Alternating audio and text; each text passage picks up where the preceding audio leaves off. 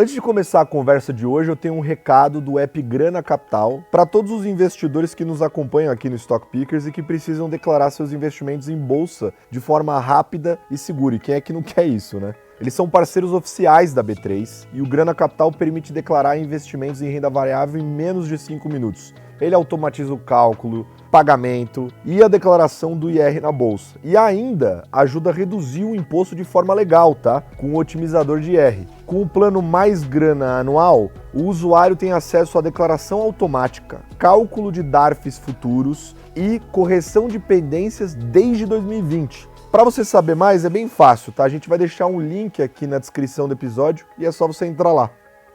Show me the money.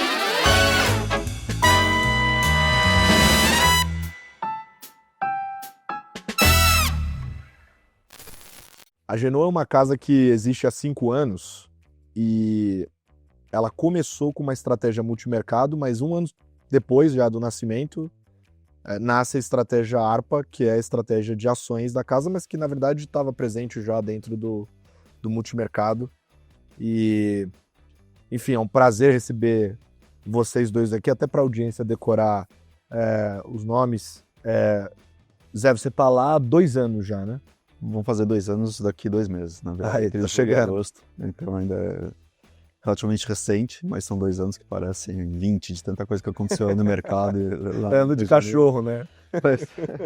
Mas super feliz aí com esse período lá, acho que tem sido bastante produtivo. Muito bem. E o João tá há 3 meses. Estou há 3 meses, recém-chegado na casa, muito feliz, adaptação mais rápida do que eu podia imaginar.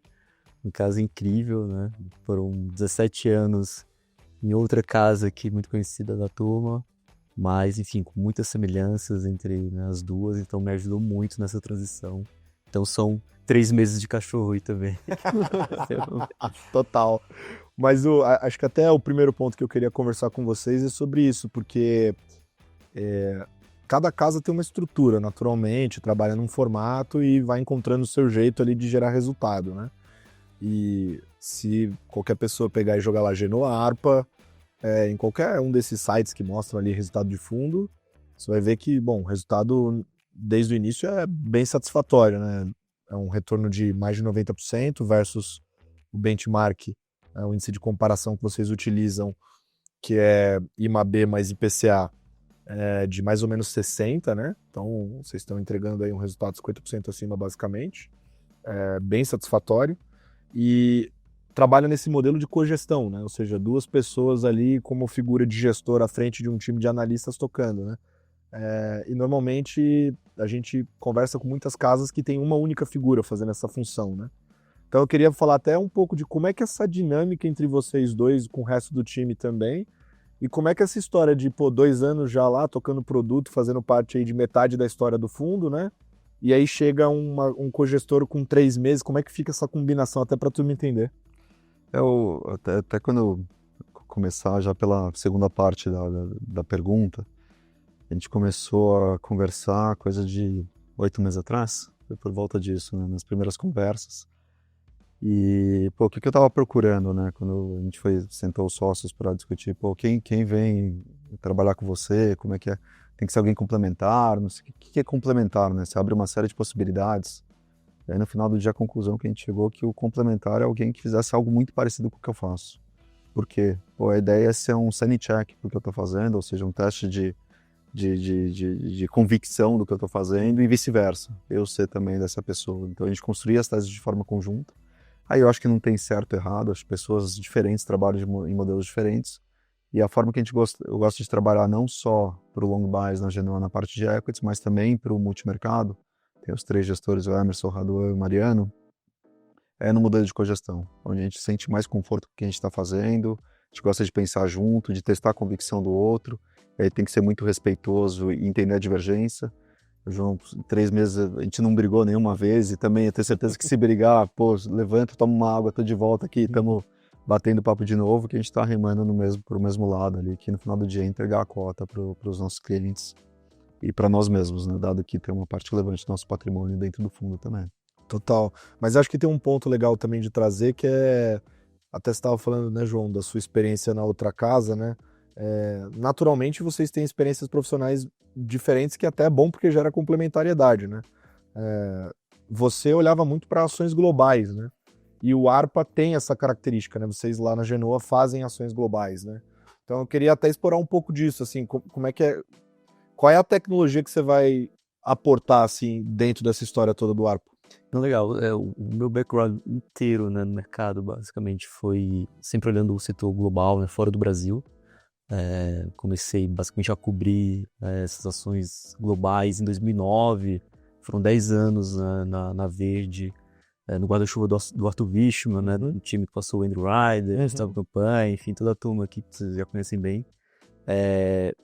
E voltando também na sua pergunta, Colas, depois que a gente assumiu a gestão lá na Verde, que é a família global, né, no Verde Mundi, era um modelo de cogestão também. Então, para mim também foi muito natural, muito mais fácil, fluido, sentar, né, e fazer esse cogestão com o Zé Luiz, porque era algo que eu já fazia antes também. E tem vários benefícios nisso, né, o Zé falou alguns, mas, de novo, quando a gente encontra um consenso entre as principais teses, quando a gente realmente está mais alinhado, é aí que a gente consegue ganhar mais dinheiro. Por quê? Porque você vai ter posições maiores, você vai saber aumentar a posição quando ela cair, você vai poder reduzir no momento certo. Então, assim, esse cross-check fazia parte do meu DNA lá, né, como fui evoluindo na minha carreira de gestor, e é válido ainda, né, muito válido aqui para a Genoa.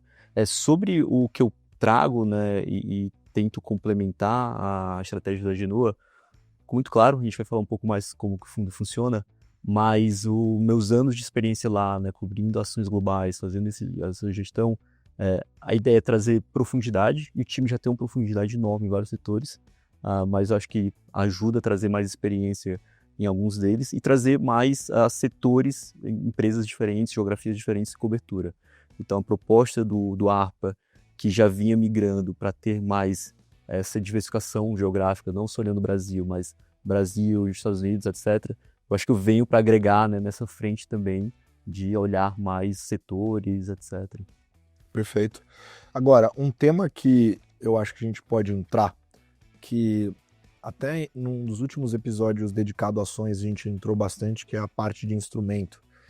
Pô, eu acho isso talvez um dos lados do estudo financista mais importante, porque uma coisa é você ter uma tese de investimento, uma visão de cenário, uma leitura de para onde as coisas vão, e o resultado que você tem a partir do instrumento que você escolhe muda completamente, né? Se você escolhe, por exemplo, uma posição de juros, você escolhe tomar juros ou você pode usar uma opção digital de cupom, por exemplo.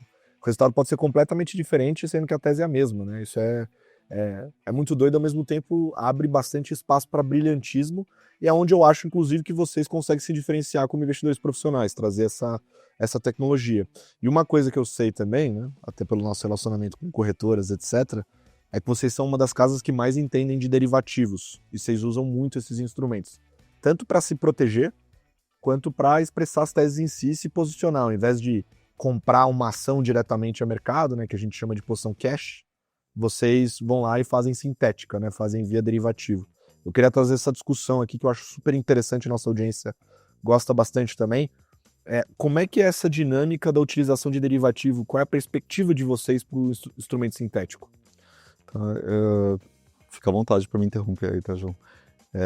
Eu acho que isso é outra coisa que a gente traz do DNA da casa, tá?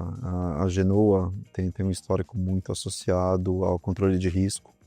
Isso a gente traz para o produto de equities, óbvio, tem diferenças no fundo multimercado, pro equities, o horizonte de investimento é diferente, a dinâmica de investimento é diferente, mas tem algumas coisas que são muito caras no DNA da empresa que a gente acaba trazendo dentro da nossa cultura, também para a área de equities, para a nossa mini empresa dentro da Genoa de 11 pessoas focadas, dedicadas a equities, e uma delas é a aversão a risco, tá? Então, tão importante quanto ganhar é não perder.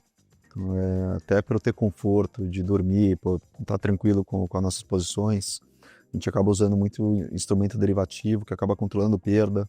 A gente olha de forma religiosa no começo do dia qual o nível de estresse do fundo. A gente está muito preocupado com se dá um Covid amanhã, ou um Joesley Day, enfim, esses eventos aí, para pegar os mais recentes aí que marcaram bastante o mercado, ou mesmo agora o Liberation Day, né, no caso dos Estados Unidos. A gente quer estar confortável, pô, a gente vai perder alguma coisa como, sei lá, no mercado que cai 50%, a gente vai cair uma fração disso. Óbvio, estou exagerando, mas pegando um horizonte de 4, 5 dias após os grandes eventos. Aí nos últimos anos, então a gente vai estar preparado, a gente está, na verdade, protegido para cair bem menos que isso, o que dá um conforto não só em termos de alocação de risco, mas eu acabo aumentando minha posição, eu acabo tendo mais conforto em ter uma posição maior, porque eu sei que, pô, se cair muito, eu vou ser estopado automaticamente, minha posição está lá para isso. Até teve um exemplo recente, ou alguns exemplos recentes de ações que caíram 15%, 20% que a gente tinha.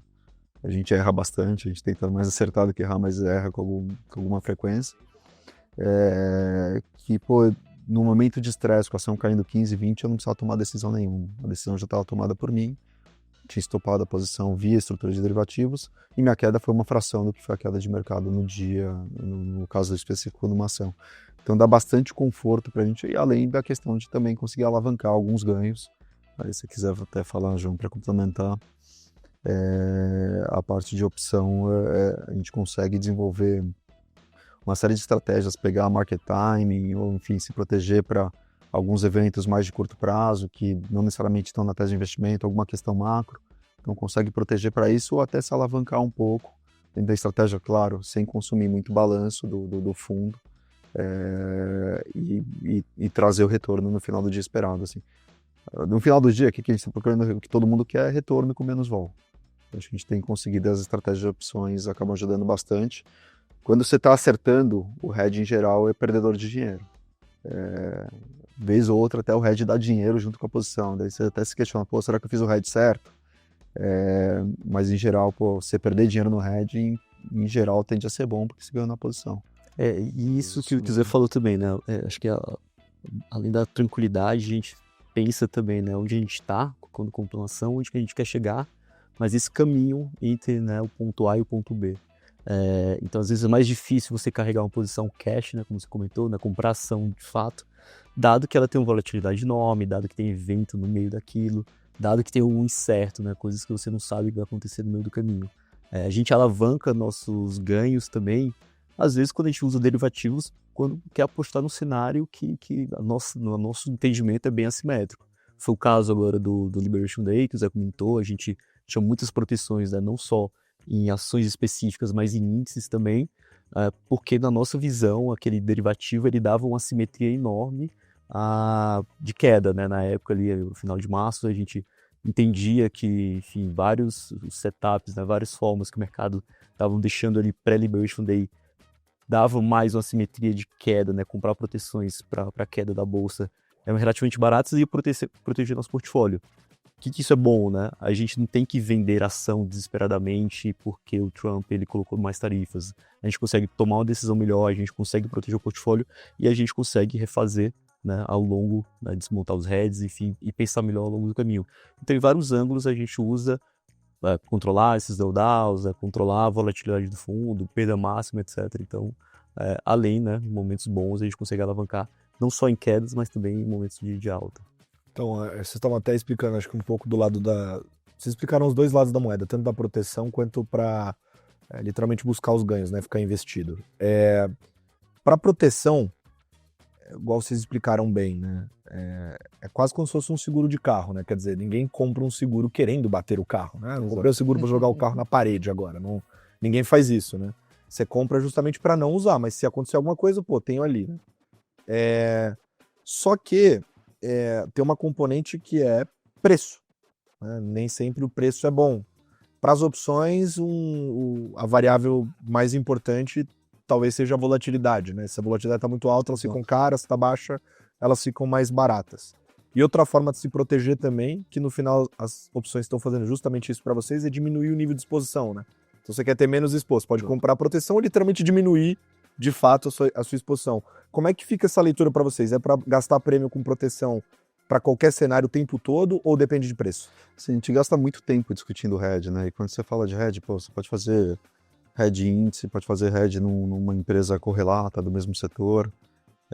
Eventualmente, a gente não gosta de sair do universo de equities, tá? A gente é muito focado nisso. Pode fazer numa commodity, enfim, tem uma série de opções, mas a gente tem uma convicção alta que o melhor hedge é sempre o próprio ativo. Onde você pega boa parte dos riscos associados E aí, para ver tá fazendo sentido fazer o hedge ou não, mais relevante do que isso é o tamanho da posição que eu tenho, que vai definir se eu vou ter que ter hedge ou não. E aí, se eu acho que é uma volta muito fora do lugar em relação à realizada ou em relação à implícita histórica, ou não tem um evento que justifique uma volatilidade maior naquele momento, minha decisão vai ser muito provavelmente de minha posição. Porque, de novo, a gente gosta de dormir tranquilo, a gente não gosta de ir com uma posição muito grande, sujeita, sem proteção, sujeita a quedas de mercado, ou da própria empresa em si, esse tipo de coisa. A gente prefere evitar, a gente coloca travas, em geral, claro. E aí tem papéis com volatilidades completamente diferentes, com negócios completamente diferentes, que a gente tolera um pouco mais de risco. Então, você pegar uma utility, qual a chance de uma utility cair igual uma empresa de varejo alavancada? A utility deveria cair muito menos, seja por um problema dela, seja por um problema de mercado. Então, uma posição dessa, a gente tolera um pouco mais de risco. Claro que isso deveria estar associado também à vol e ao custo da opção dela. Eventualmente não está. Então, mas, em geral, a gente, quando chega no final do dia, a gente olha ali, a gente está com uma posição de X%, extrapolando ali um limite de estresse que a gente acha razoável, a gente vai ter que tomar uma decisão. Ou a gente paga caro mesmo na volta cara, e paciência, faz parte do jogo, ou a gente vai diminuir a posição. Mas a gente não gosta de ir torcendo aquela história. Né? Um erro comum e talvez o mais perigoso do investidor é quando você vira torcedor. E as opções também te dão essa vantagem. Quando você erra, e erra feio, e a estrutura de hedge está bem protegida, sei lá, caiu 15%, eu estava com uma call 10% dentro do dinheiro, e a posição foi zerada.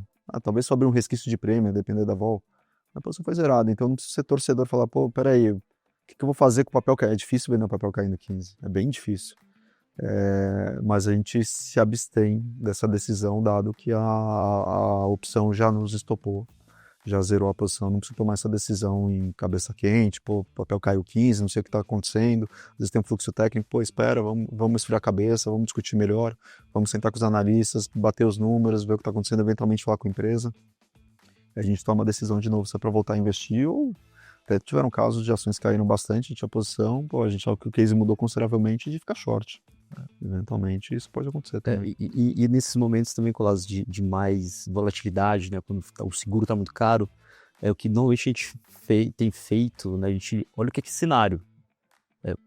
A graça do que a gente faz, como a gente está olhando, fazendo conta em cima das empresas, olhando valuation, e falando, nossa, essa empresa, se ela cair mais 10, 15%, tá muito barato, acho que daí não passa. Obviamente tem imponderável, enfim, mas como a gente coloca isso na conta também, na análise fundamentalista daquele papel, para a gente entender quais os níveis que a gente quer ter, a que preço, então a gente consegue baratear nossas estruturas pensando em ranges, né, nesses intervalos que a ação vai se comportar. Então aqui é para ter menos, aqui é para ter mais, ali se ela subir mais 10, 15, 20% eu quero zerar. Então isso ajuda também a gente baratear nossos custos de proteção. Eu queria amarrar essa história até com esse ponto, né? A gente falou bastante do lado da proteção, mas eu sei que vocês têm esse DNA bem particular nos investimentos, ou seja, vocês fizeram lá o dever de casa de vocês, a gente entra depois um pouquinho na filosofia, que eu sei que vocês tentam gerar o melhor cruzamento entre macro e micro. Há uma discussão, um debate aqui no Stock Picker de longo prazo, então eu quero ouvir a opinião de vocês depois sobre, né? Tem muita gente que vem aqui que é mais da escola buffettiniana, aquela coisa, né? Mais feijãozinho com arroz em termos de investimento em ações, e tem gente como vocês que tem um conceito, uma visão de investimento em bolsa diferente. E aí o ponto é, para essas posições compradas, ou seja, eu gostei daquela ação, fiz meu estudo aqui, eu quero ficar exposto àquela determinada empresa. Eu sei que em boa parte dos casos vocês usam derivativos para fazer isso, se não for a posição total, parte relevante, e poucas vezes, na verdade, vocês usam as posições de cash, né? Ou seja, comprando a ação diretamente. Eu queria ouvir essa explicação de vocês, porque eu acho isso muito interessante, né? Assim, do universo de empresas que vocês investem, né, que tem ali uma cobertura determinada de vocês, assim, até para a gente entender quantas delas vocês literalmente compram a ação e quantas delas vocês vão fazer via derivativo, assim, a grosso modo. Assim, eu acho que tudo que é muito relevante para o fundo, de responder dessa forma, onde está grande parte do risco do fundo, essas posições elas estão sendo feitas via derivativos, tá? Então, Interessante. a maior parte delas, com certeza, a maior parte do risco do fundo está opcionalizado, que é um pouco do que o Zé falou aqui. A gente tem cenários, a gente tem esses monitores real-time, né, em tempo real, mostrando quanto que a gente tem a perda máxima ali, dada diversos cenários. Então, o grosso do que a gente faz, ele está opcionalizado sim, como o Zé comentou também, não só nos nomes próprios, mas também pensando no carteira mais de forma geral. Mas sendo mais direto, assim, a maior parte sim, do que a gente faz já é via derivativos. A gente trabalha com espécie de limites, assim, né? Quando um single name, né? Uma ação específica passa de um determinado ponto, a gente se obriga a colocar a opção na posição extra, no risco extra. A gente tem um limite de risco, a cada papel, esse papel eu tolero ter, sei lá, 3% de risco. Mas eu acho que dá para ter um pouco mais, etc. Eu vou fazer opcionalizado. Isso vale, igual o João colocou, tanto para quando a gente olha uma ação individual, mas também quando a gente olha o mercado como um todo. O long bias, na nossa cabeça, o nosso fundo especificamente, o nosso neutro seria 60% comprado, algo nessa ordem de grandeza. Claro que tem um ajuste de beta para um lado para o outro eventualmente, mas quando a gente vai para 100% comprado, tá? Estamos super bullish com o Brasil, Estados Unidos, ou uma das geografias e vamos para 100%. Uma parte considerável desses 40% de delta vão ser opcionalizados. Isso vale para os dois lados, obviamente, também. Se a gente reduz, eu estou super bearish. Vou pegar o exemplo, 6 meses atrás, até parece que é outro mundo, né? As coisas mudam muito rápido. A gente ficou com uma posição super negativa de Brasil. A gente zerou a posição de Brasil no fundo. O net tinha algum gross, um gross reduzido também, depois a gente pode entrar um pouco mais nessa discussão. Uma parte considerável dessa zeragem foi feita via estrutura de opção. Quando eu estou zero no fundo em Brasil, eu me sinto short Brasil. Então o que eu tinha? Eu tinha uma série de opções ali, se der um tiro no mercado no curto prazo, alguma coisa eu vou capturar, eu não vou ficar totalmente vendido ali, igual eu sugeriria a minha posição. Então, quando muita gente pergunta quais as maiores posições do fundo, a gente não gosta de olhar dessa forma, a gente gosta de olhar quais os maiores riscos do fundo. Eu posso ter uma posição de 10%, numa call dentro do dinheiro, sei lá, 5% dentro do dinheiro, minha perda está limitada a 5%, vezes 10, tudo bem, tem um prêmiozinho de opção, então está limitada ali a 0,5% do fundo, da cota. Eventualmente posso ter uma posição, sei lá, está aqui, 5%, sem proteção nenhuma, se essa ação, sei lá, acontece um desastre, um resultado ruim, qualquer coisa específica, uma política nova, alguma decisão diferente, a posição cai 20%, eu vou perder 1%. Então, assim, na prática, eu estou muito mais preocupado com essa ação de 5% do que com a ação de 10%. Isso assumindo posições de beta parecida, etc., que também a gente acaba ajustando muito isso na análise de cada ativo. Tem ações que tem muito mais vol e a gente pondera isso na hora de olhar o risco. Mas, então assim, em geral a gente gosta de olhar muito mais o risco associado a uma posição, e aí vale tanto para uma posição específica como para a posição do fundo como um todo, que reflete nossa carteira como um todo, seja por geografia, olhando o combinado, do que olhar o tamanho da posição. O tamanho da posição diz pouco para a gente no final do dia. Eu gostei, inclusive, essas contas que você fez conseguiram elucidar bastante esse ponto, né? Acho que agora ficou bem claro. E aí agora eu queria falar um pouquinho de cenário, até para pegar a visão de vocês em relação a tudo que está acontecendo, né? E pode estar com o episódio marcado com vocês há um bom tempo. E às vezes a gente tem sorte também, né? Não é só na vida de gestor, mas essa semana até li uma matéria ali, acho que o Nando vai colocar na descrição, né, do Infomoney, tem uma matéria que noticiou ali, né, a alta máxima histórica do Ibovespa, né, 140 mil pontos. O que está acontecendo agora, né? Semana passada, eu sei que vocês estavam lá, inclusive, tivemos aí vários eventos em Nova York, né, muitos gestores lá, enfim, conversando com investidores estrangeiros, empresários, uma perspectiva positiva de Brasil, né? Falando muito bem, inclusive, de empresas mais locais também, não só falando dali daquela parte do Ibovespa lá de bancos e commodities, mas falando um pouquinho de empresas mais expostas à economia local no Brasil. Nessas últimas semanas, a gente viu o investidor lá fora falando bem do Brasil. Os bancos, boa parte deles, inclusive os bancos gringos, mudando as recomendações, né? Ou saindo daquela história de underweight ou market weight para overweight, né? Ou seja, recomendando uma alocação superior em Brasil ou em emergentes, né?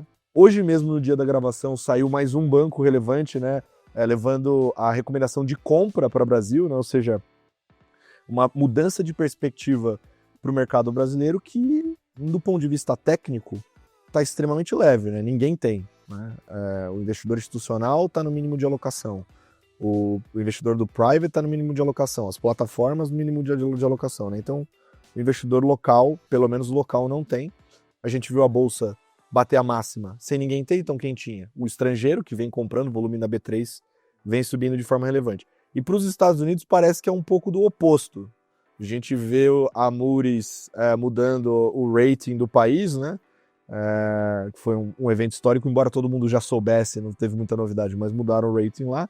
Posicionamento técnico lá é ruim, porque todo mundo tem Estados Unidos, é o maior país nos índices globais, enfim, todo mundo tem o dinheiro lá. E aí fica essa situação. Eu sei que vocês olham muito bem para as duas geografias. Então eu queria trazer essa discussão para vocês que conseguem investir no mundo todo. Para esse momento, a preferência está em investir em ações brasileiras ou nos Estados Unidos e por quê? Legal. Vamos começar aqui, né, e dando um pouco passo atrás, até nessa foto que você traçou, mas se a gente pensar como que estava o mundo até mais ou menos metade de janeiro, enfim, você tinha a Bolsa Americana subindo bastante, você tinha o dólar muito forte contra todas as moedas do mundo, você tinha taxas de juros americanas ainda altas, né, continuam altas, mas essa história que já foi comentada aqui, deve ter sido comentada várias vezes, né, a supremacia americana, o excepcionalismo americano, ele trazia aquele vórtice, né, que suga todo o dinheiro do mundo e não sobra nada para ninguém. Então chega para o seu ponto do posicionamento, né?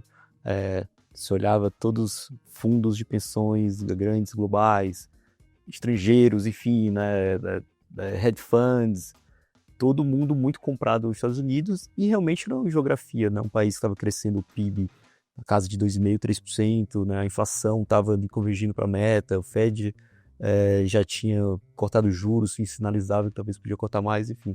E culminou também com a eleição do Trump, que ainda jogou mais esse animal spirit, né, como chamado, assim, a crença que a economia ainda crescendo muito mais. Emergentes estavam na ponta contrária, né? O Brasil, o Zé comentou bem até como que era o sentimento e posicionamento do investidor brasileiro, mas a gente estava numa ponta que era uma bagunça em termos de fiscal, você tinha muita incerteza sobre onde a taxa de juros ia parar aqui no Brasil, né? O Banco Central ainda estava tentando tatear, né, aumentos de juros e a gente não tinha visibilidade até quando que ia parar. E fluxos muito negativos ainda, né? Resgates da indústria, você comentou, muita gente vendendo, e aí você ainda não tinha de fato um investidor estrangeiro comprando o Brasil. Quando a gente olha agora, mudou totalmente, a gente vem inclusive fazendo essa migração no portfólio ao longo do ano, a gente fez e a gente está muito mais construtivo com o Brasil do que com os mercados lá fora, mas chega no cenário que é exatamente que a gente conversou aqui. O dólar fraco, né, com todas as atrapalhadas, digamos, dos tarifaços do Trump, ele tem sido um vetor de fluxo para o mercado emergente. Das conversas que a gente teve em Nova York, né, a gente teve jantares, almoços, etc., com vários fundos que são dedicados a emergentes, Latam. Para eles é uma das grandes variáveis, né? O dólar está fraco, né? O dólar ele não está se valorizando contra tudo e todos, já é um motor de propulsão para a alocação em outras geografias. Você teve outras geografias além enfim, emergentes que a gente está comentando, mas Europa está indo bem, tem um crescimento a mais, tem um gasto fiscal a mais. Então o resto do mundo está sendo visto como uma opção, né, de investimento, o que não era no ano passado. Então esse fluxo que sai dos Estados Unidos, que é o mercado que todo mundo é overweight, né, como você comentou, todo mundo é comprado. Você tira um pouquinho de um país que é 70% dos índices globais e volta um pouco para emergentes, Europa, esses navios, né, esses barcos todos, eles sobem bem mais. Mas o que a gente vê também, assim, né, e também já falando só um pouquinho de cenário aqui, depois a gente aprofunda mais, o Brasil e o cenário externo um pouco mais conturbado, a gente tem visto que tem dado chance não só pelo posicionamento, né, não só pelo preços também muito leves, mas também uma certa mudança na política monetária aqui, que a gente vê que o Banco Central agora talvez tenha encontrado ali o teto dos juros, que é um grande alívio para quem está investindo em outros ativos, tá, como equities, Então isso começa a dar um motor também aí de valorização. Então é mais ou menos assim que a gente está enxergando, né? Os Estados Unidos vai crescer menos do que a gente achava no passado, no começo do ano. Crescer algo como 0,5%, 1%, que não é ruim. Dólar fraco, né? Esse dólar fraco com os Estados Unidos crescendo um pouco, ele ajuda emergentes de uma forma geral. A gente viu o Brasil, valores muito atrativos e com talvez esse, chegando no teto aí dos juros, ele já começa a impulsionar algumas empresas e setores. Então esse mood um pouco mais construtivo, né, para o resto do mundo versus Estados Unidos. Eu até, você falou, né, Colasso, a gente marcou o episódio faz um bom tempo. Eu acho que o discurso teria mudado um pouco, ou bastante, na verdade, dependendo da semana que a gente tivesse. As coisas mudaram muito rápido, voltaram, foram, enfim, eu acho muito puxado pelo ambiente externo. E como o João colocou, né, a gente teve em Nova York semana passada, e é uma impressão que a gente já tinha, semana passada confirmou isso. Você tem basicamente duas variáveis, estou simplificando um negócio que é ultra complexo, obviamente. Duas variáveis que não só a gente, mas o mundo está olhando para decidir investir em emerging markets ou não, que é o dólar. Então, quando você tem um dólar comportado, e é importante, a gente está saindo de um crescimento dos Estados Unidos, sei lá, discutir 2%, 3% de crescimento, vai discutir, sei lá, 0,5% a 1%, eventualmente 0%, talvez uma pequena queda, mas não é uma recessão profunda que dizime o mundo, e aí acho que é uma outra discussão. Chegou a ser cogitado, inclusive? Tem um dado legal, já vou entrar nele, assim, até sobre isso, algumas coisas mudam também, acho que para falar um pouquinho de mercado, mas enquanto você tiver isso com commodities relativamente comportadas, aí barra commodities, barra China, que acho que no final do dia se coincidem muito, é um cenário bom para emerging markets. Eu acho que a gente teria que fazer muita besteira, mas muita besteira mesmo, para se dar mal num cenário desse. Então, eu diria que boa parte do movimento, se não todo, é externo. Tá? E aí seja em termos de fluxo, igual o João colocou, quando você pega o investimento estrangeiro em equities no US, ele saiu, sei lá, praticamente de 2 tri, 3 tri, alguma coisa nessa ordem de grandeza, depende da estimativa que você usa, 15 anos atrás, para algo como 18 tri hoje. Dos quais dá para chutar que mais, sei lá, uns 55%, alguma coisa nessa ordem de grandeza, não redeados. Isso de dólares, né? Isso de dólares. E uma boa parte desse crescimento foi via valorização, não foi nem... Teve algum inflow, claro, tem dinheiro, seguiu tendo dinheiro, né, pô, a galera mandava dinheiro ainda para os Estados Unidos para comprar ações americanas, pô, o S&P no final do dia é um ativo espetacular, nos últimos 100 anos retornou basicamente 10% ao ano para quem investiu.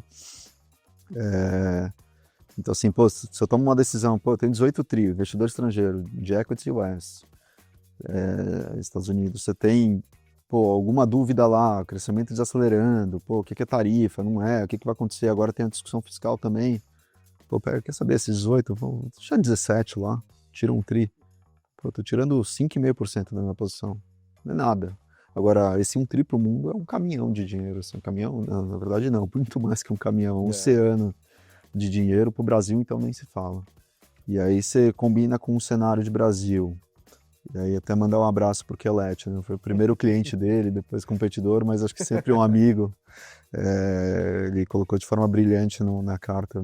Sinceramente não lembro a data da carta, foi entre o final do ano e o começo do ano. Que ia faltar papel, né? A tese do Kelete, acho que todo mundo... Ele veio aqui no Stock Pickers falar também sobre.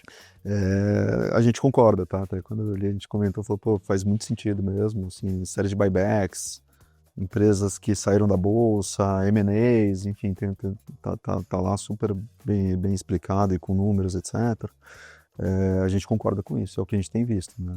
Uma série de papéis que estavam com baixíssima liquidez, entra algum pequeno fluxo, entra dinheiro de estrangeiro, foram 13 bi agora em abril, né? Desculpa, em maio, do começo do mês até aqui, né? 13 e 18 bis seguidos, né? 18 bis seguidos.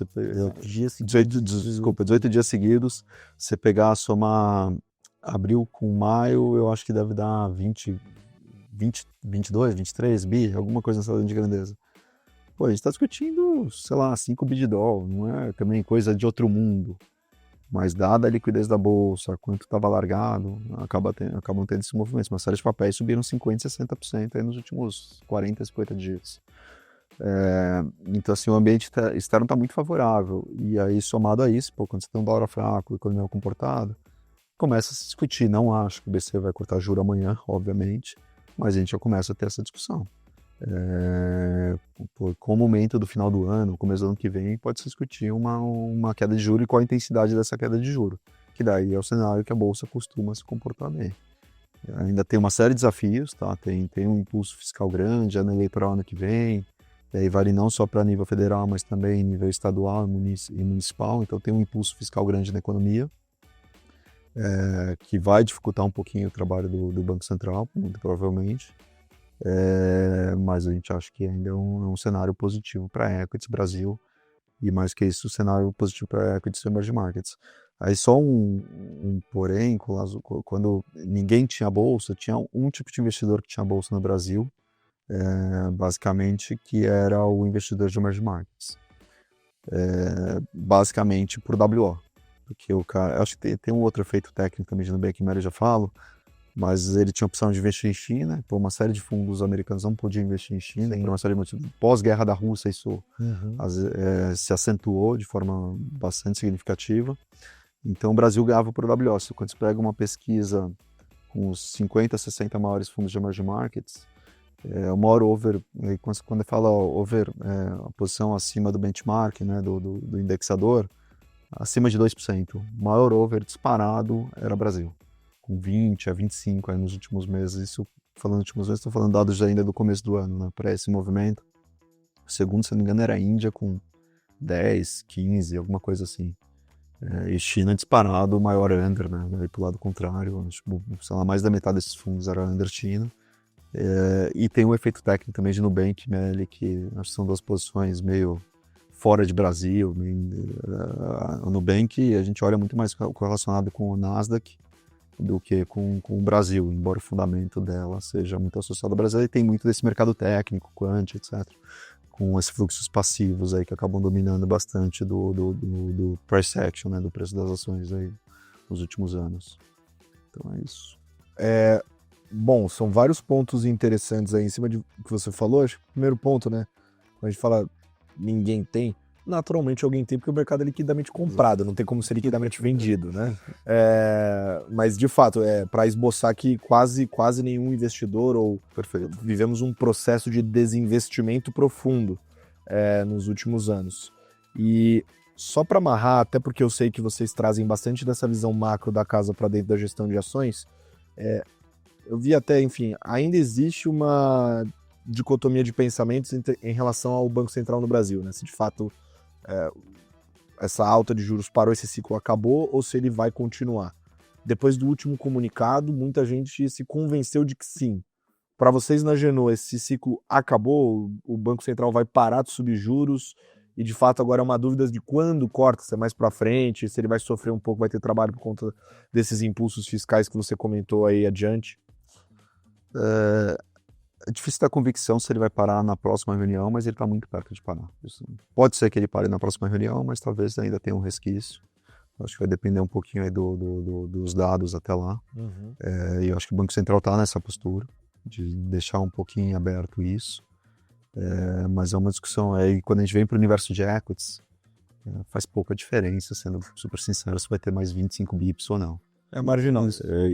Isso. A gente vê que ele quer, assim, teve muita ajuda do cenário externo, a gente comentou aqui um pouco, o dólar, né, mais fraco no mundo, commodities aliviando, enfim, então as expectativas de inflação começam a ficar um pouco mais bem cortadas.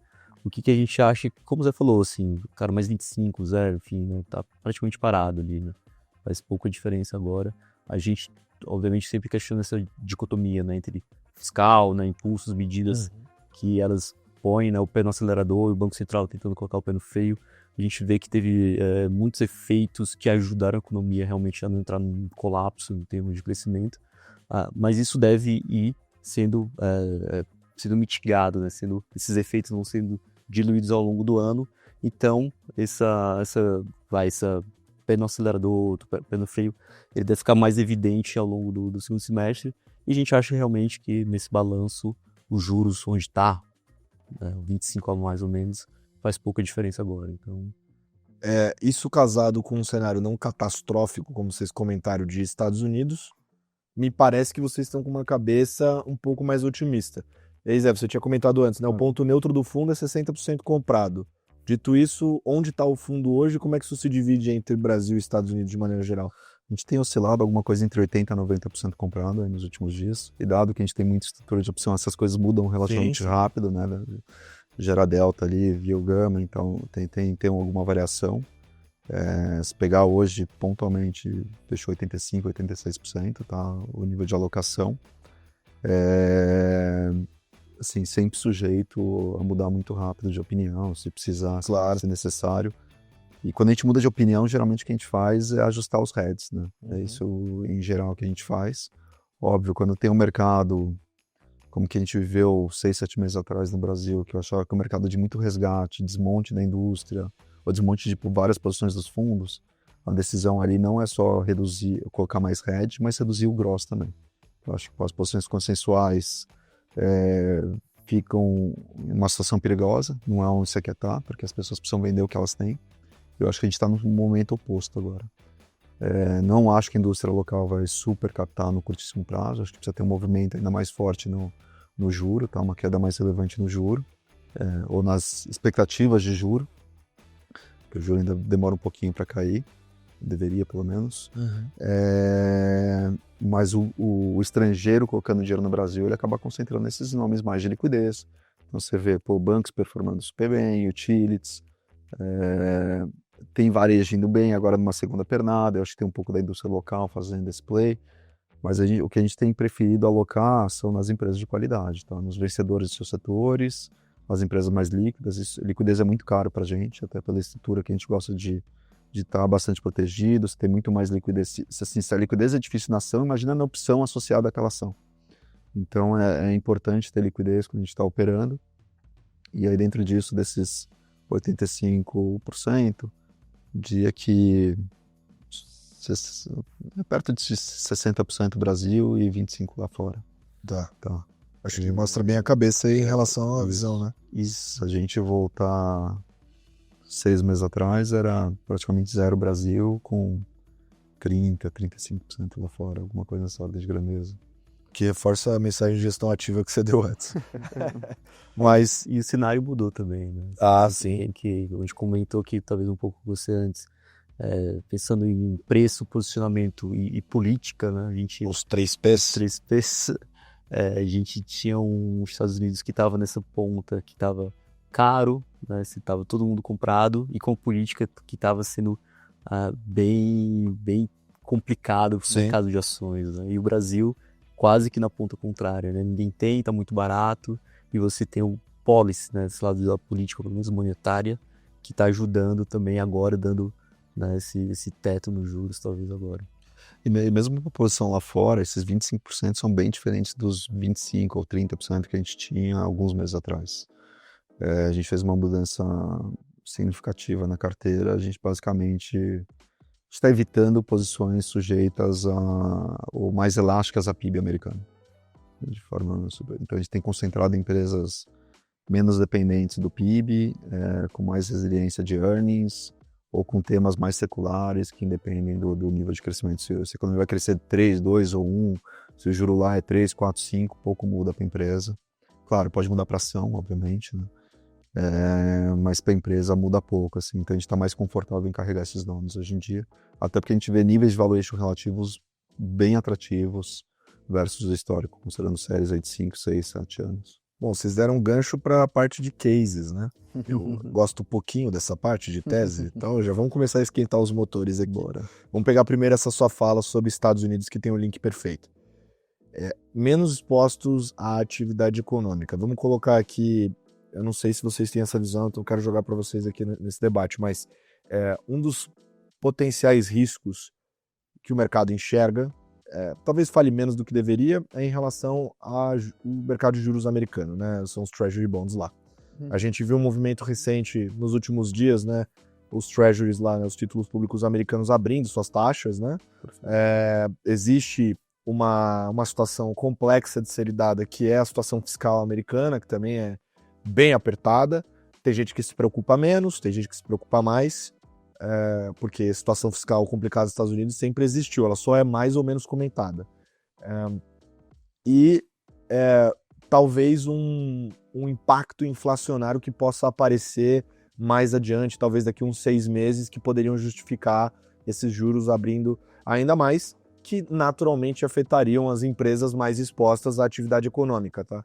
E aí aqui, quando vocês falam isso, eu entendo como as empresas small caps americanas, as empresas de menor capitalização, que inclusive nesse ano estão caminhando para o recorde histórico de saída de recursos financeiros, né? E na ponta contrária, nas large caps, nas empresas de grande capitalização americanas, recorde de entrada. Então o mercado está meio que trocando o portfólio, assim, mais ou menos na mesma página que vocês. Aí acho que meu primeiro ponto é o seguinte: essas empresas de grande capitalização, as principais, são empresas de tecnologia, que são de alto crescimento, mas ao mesmo tempo são grandes geradoras de caixa. Acho que é por isso que vocês enxergam ela como defensivas. Se o juro sobe, bate nelas também, até onde eu entendo, vocês me corrijam. Como é que fica essa relação do portfólio lá nos Estados Unidos? Ou seja, na ponta final, como é que vocês estão tocando isso assim lá? Um ótimo gancho, Cosmo. Como que a gente fez essa dicotomia até, né? Assim, os juros altos, e a gente está no Brasil aqui, a gente já viu esses ciclos de juros altos muitas vezes. De juros a gente entende, né? O juro a gente entende. Isso tende a pegar mais quem, né? Aquele cara que tem mais alavancagem, que tem margens muito baixas, que queima caixa, enfim. Então, para o seu ponto do Russell, são as empresas de menor capitalização ali, no Russell 2000. Se você olhar, basicamente 35%, 40% das empresas lá, elas não dão lucro. Então, você já tem um problema aí de tamanho e de rentabilidade dessas empresas. Quando o juro sobe, fica pior ainda para esses caras, né? Como que eles vão acessar o mercado de dívida? A dívida da maioria das empresas do Russell, ela também está no float ali, ela vai sendo corrigida conforme as taxas vão subindo ali. Então, assim, é um perfil de dívida pior do que as empresas de maior capitalização. Na ponta contrária, as large caps, a maioria, não todas, mas a grande maioria, elas têm caixa líquido. Elas estão sendo remuneradas pelos juros. Se eu não me engano, o Google tem algo como quase 100 bi, né, de caixa. Então, esse cara está recebendo algo como 4,5, 5 bi ao ano só, né, de juros. Então, no ponto você tem um cara que tem dinheiro, que tem uma renda com juros, na outra, todo mundo que tem problema para pagar isso. Quando a gente olha valuation, e pensando nas teses que a gente gosta aqui, depois a gente pode entrar em algumas delas, a gente não gosta exatamente de todas, mas são empresas que elas estão com valuations baixos, né? A gente comentou, são valuations relativos contra o S&P ou contra as outras 493 empresas do S&P, né? As 7 contra as 493, é o menor prêmio que elas negociam nos últimos 7, 8 anos. É um prêmio de mais ou menos 35%. A gente está falando das MEGs, né? Das MEGs, tá. Isso. É um PI, é um preço-lucro na casa de 25 contra 19 vezes do restante do mercado. Mas, quando a gente olha o perfil de crescimento, né? Essas empresas cresceram lucro nos últimos 2 anos na casa de 35% ao ano. Esse ano deve crescer mais, algo como 15, 16%. Enquanto todo o resto cresce 4, cresce 5, esse ano vai crescer 3, 4. Então, assim, você tem muito mais crescimento, você tem rentabilidades muito mais altas. Se a gente olhar a ROE, né, dessas empresas, na casa de 38, 37%. É o dobro do que todas as outras empresas da S&P. Então, nesse cenário que a gente tem incerteza sobre o que é crescimento do PIB, de novo, a gente falou, a economia crescendo 2,5, 3, ajuda todo mundo. Quando a economia cresce esse meio com 1, tem muita gente aí que não vai crescer bem, que vai apanhar. Essas empresas, elas são beneficiárias com juros mais altos, e a gente enxerga que tem, obviamente, ainda muito crescimento secular aqui, né? A gente está falando de AI, né? O AI é um negócio muito caro para fazer, né? A gente comentou, assim, todo mundo já vê esses números de investimento que essas empresas fazem, na casa de centenas de bilhões. Então não são as pequenas empresas que vão conseguir, né, gastar esse dinheiro todo, e não vão ser elas que vão ser as campeãs. As campeãs vão ser quem está gastando mais nesse tipo de tecnologia, nesses chips da NVIDIA, a AMD, etc. Então a gente, além de tudo isso, esse é um cenário que elas já são grandes, tem, né, moats, como a gente fala muito no mercado, que tem barreiras de entrada para os business delas que são muito altos, mas o AI, que é um investimento caro, que demanda muito capital, só pode ser feito por quem tem as empresas com maior rentabilidade, que no caso são as Mag 7. E as pequenas, realmente, elas não conseguem fazer né? Esse catch-up, nessa convergência aí para as grandes. Então a gente tá por valuation, pelo cenário macro e por questões mais de crescimento de médio e longo prazo, a gente tem algumas delas sim, e a gente acha que é melhor do que ter umas ações de small cap. Assim, são empresas que a gente confia muito no nível de execução, as pessoas que estão por trás delas, então a capacidade de gerar valor para o acionista. O nível de retorno dessas empresas é um absurdo. A gente está discutindo retornos ROI combinado. Quando era o Mag 7, daí tem casos e casos, mas ele no combinado está em 45%, alguma coisa nessa ordem de grandeza. Uma comparação rotineira que fala, não, mas é a bubble de 2000, né? Volta para a bolha. A bolha está discutindo alguma empresa com retornos 15 a 20%, 15 a 20 pontos maior do que era lá atrás.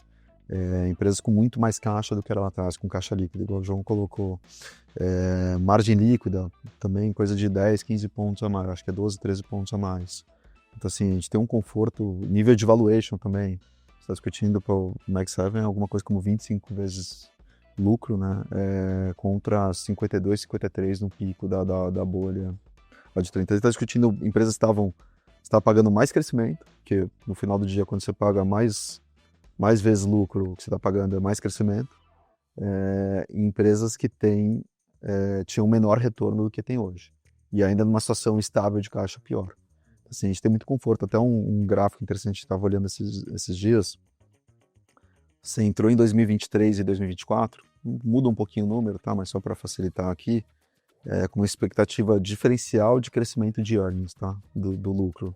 Do Mag 7 contra as 493 empresas, alguma coisa na casa de 10%. Tá? Então, o mercado assumia basicamente que elas iam crescer 10% a mais que o resto. Se fechou o ano de 2023 com os Mag 7 crescendo 35%, 36%, o resto da bolsa caindo 4% lucro. 2024 foi perto de 35%, 36%, com o resto da bolsa crescendo 4%. Então, você começou em 10%, você fechou no ano quase 40%, no outro perto de 30%. Alguma coisa nessa ordem de grandeza.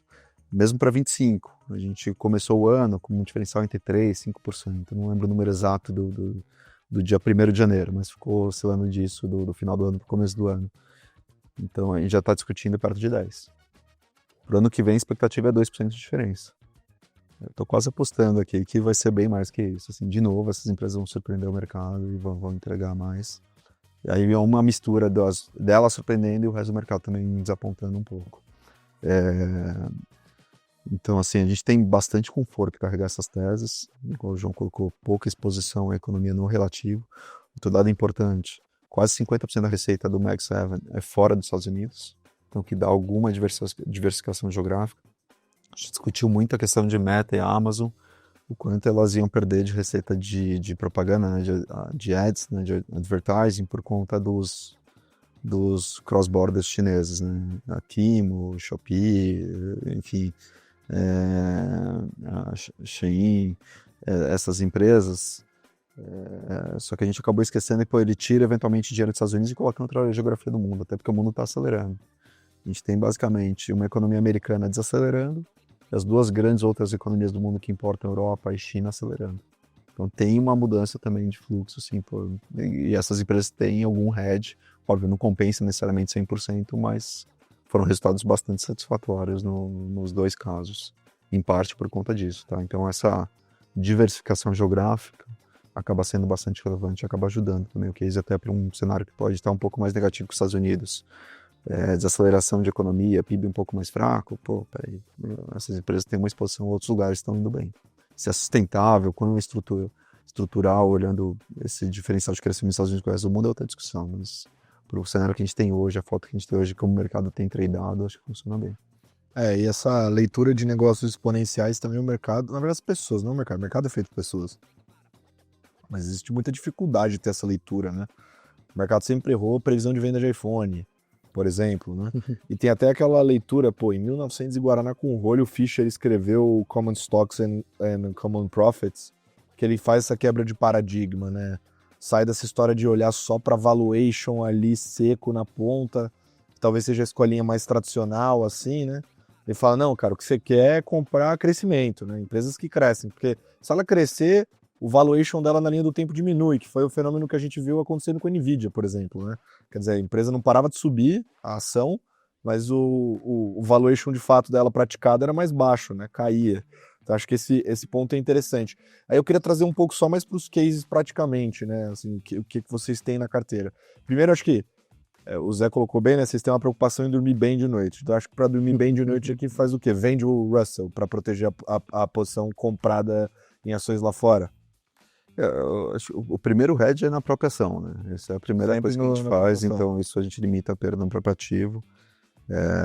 Você pegar esses papéis, eu acho que todos eles chegaram, sei lá, 10% para cima ou para baixo em algum momento aí dos últimos 12 meses. Sim. Talvez Microsoft não, mas pô, oscilou 6, 7, porque ajustado ao beta da Microsoft é um caminhão, isso é um absurdo.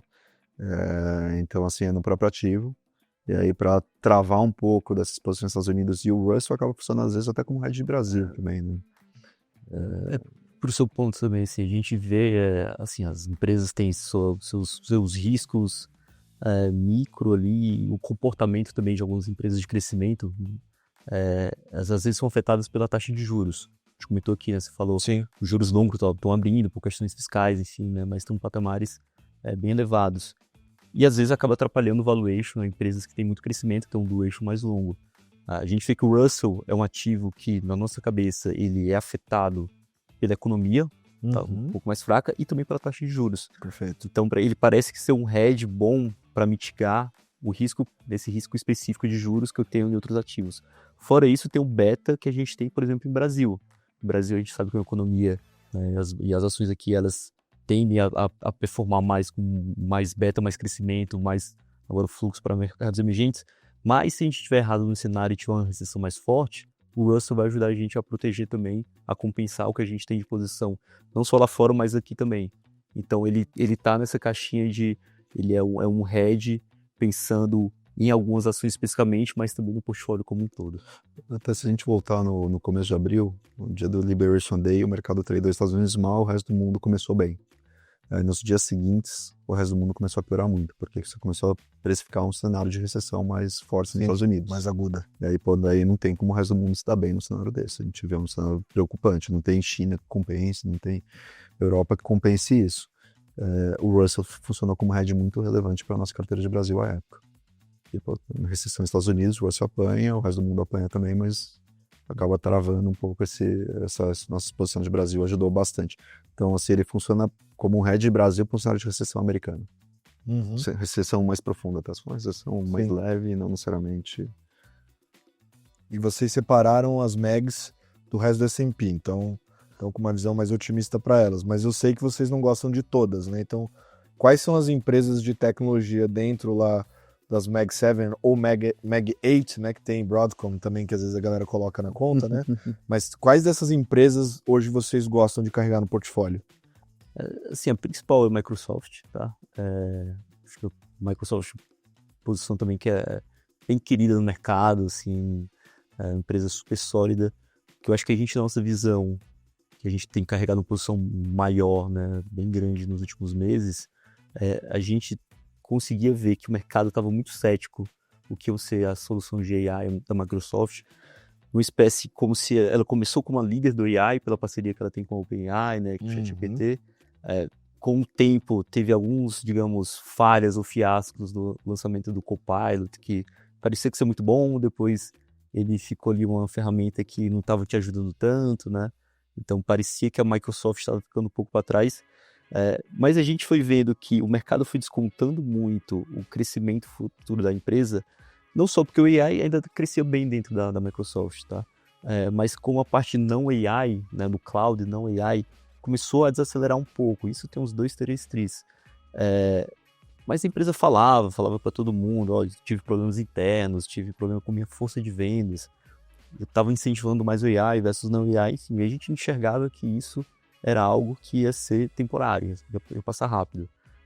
E aí a ação ela ficou mais barata, né, em patamares de 20 e poucos vezes lucro, que é um patamar muito baixo para a empresa, que, de novo, a gente acha que é uma das líderes em AI aqui. Chegou a tradar no múltiplo de IBM, né? Era em 2026. Esse dia a gente falou, nossa, né? É pra ir pro máximo mais barato de posição, IBM, né? IBM que era aquela função bem boring, bem chata, que, pô, ela nunca parece que ela vai parar de existir, mas ela tá sempre aí, né? E IBM era mais caro que Microsoft. Doideira. E o que ajudou a gente também, né? Com o nosso cenário um pouco mais preocupado à época ali, principalmente no mês de abril, software, normalmente, né, esse segmento de software é realmente mais resiliente a crises. A gente viu, por exemplo, na pandemia que as pessoas devolveram os prédios que elas trabalhavam, né, os escritórios, mas ninguém desligou sua conta, ninguém cancelou sua conta da Microsoft. Então, assim, software é um negócio bem resiliente. Então, nesse cenário que podia ser, né, que a gente chegava com a desaceleração mais forte da economia americana, Microsoft não ia ser tão afetada. Mas o que ajuda também, né, para a nossa gestão, a gente vai monitorando não só a própria empresa Microsoft, mas todos os peers. E a gente começou a ver alguns resultados, tinha um medo também que o Doge, né, que o Elon Musk tocava no governo americano, que ele ia cancelar muitos contratos, então as empresas de software iam ser as que iam sofrer mais. E a gente começou a ver as primeiras empresas que foram reportando os resultados aí nessa earnings season, que isso não estava acontecendo, né? Que software continuava resiliente, que não teve tanto corte de gastos assim do governo por causa do Doge. E a gente começou a aumentar muito mais a posição de Microsoft. Então tinha um view, tinha um valuation bom, tinha um view que a gente achava que software ele ia sobressair no cenário de recessão e, obviamente, uma empresa que tem uma tese aí de médio e longo prazo excelente. Então foi um time bom. Então a gente comprou, a gente gosta, ainda tá com posição relevante, é uma empresa que ainda não tá cara, né? Mais ou menos 30 vezes lucro, mas voltou a acelerar na parte de não só de AI, mas o cloud como um todo. Então, é uma posição que a gente gosta bastante. Quando você olha para o ano que vem, perto de 25 vezes lucro, né? Quando olhando. Um crescimento de 2 dígitos. Olhando um ano à frente, né? Desculpa, não necessariamente. E o engraçado desse modelo de negócio da Microsoft é que é bem peculiar, né? Porque você parar para olhar, parece um ETF de tecnologia, né? Quando a gente fala tecnologia, parece que é uma coisa só, né? A gente fala que tech e tal, parece uma coisa só, mas a Microsoft tem negócios espalhados em vários segmentos, né? Tem de A a Z, né? Literalmente, né? Tem cloud e game também, né? Enfim, essa diversificação ajuda o negócio, Ajuda e faz parte do ecossistema que ela cria, né? Para ela, é mais fácil até fazer essa venda cruzada de diversos produtos. Você ter uma licença que você consegue convergir junto com ferramentas de AI, ferramentas de cybersecurity, enfim. Então, ela, de fato, ela te dá essa diversificação.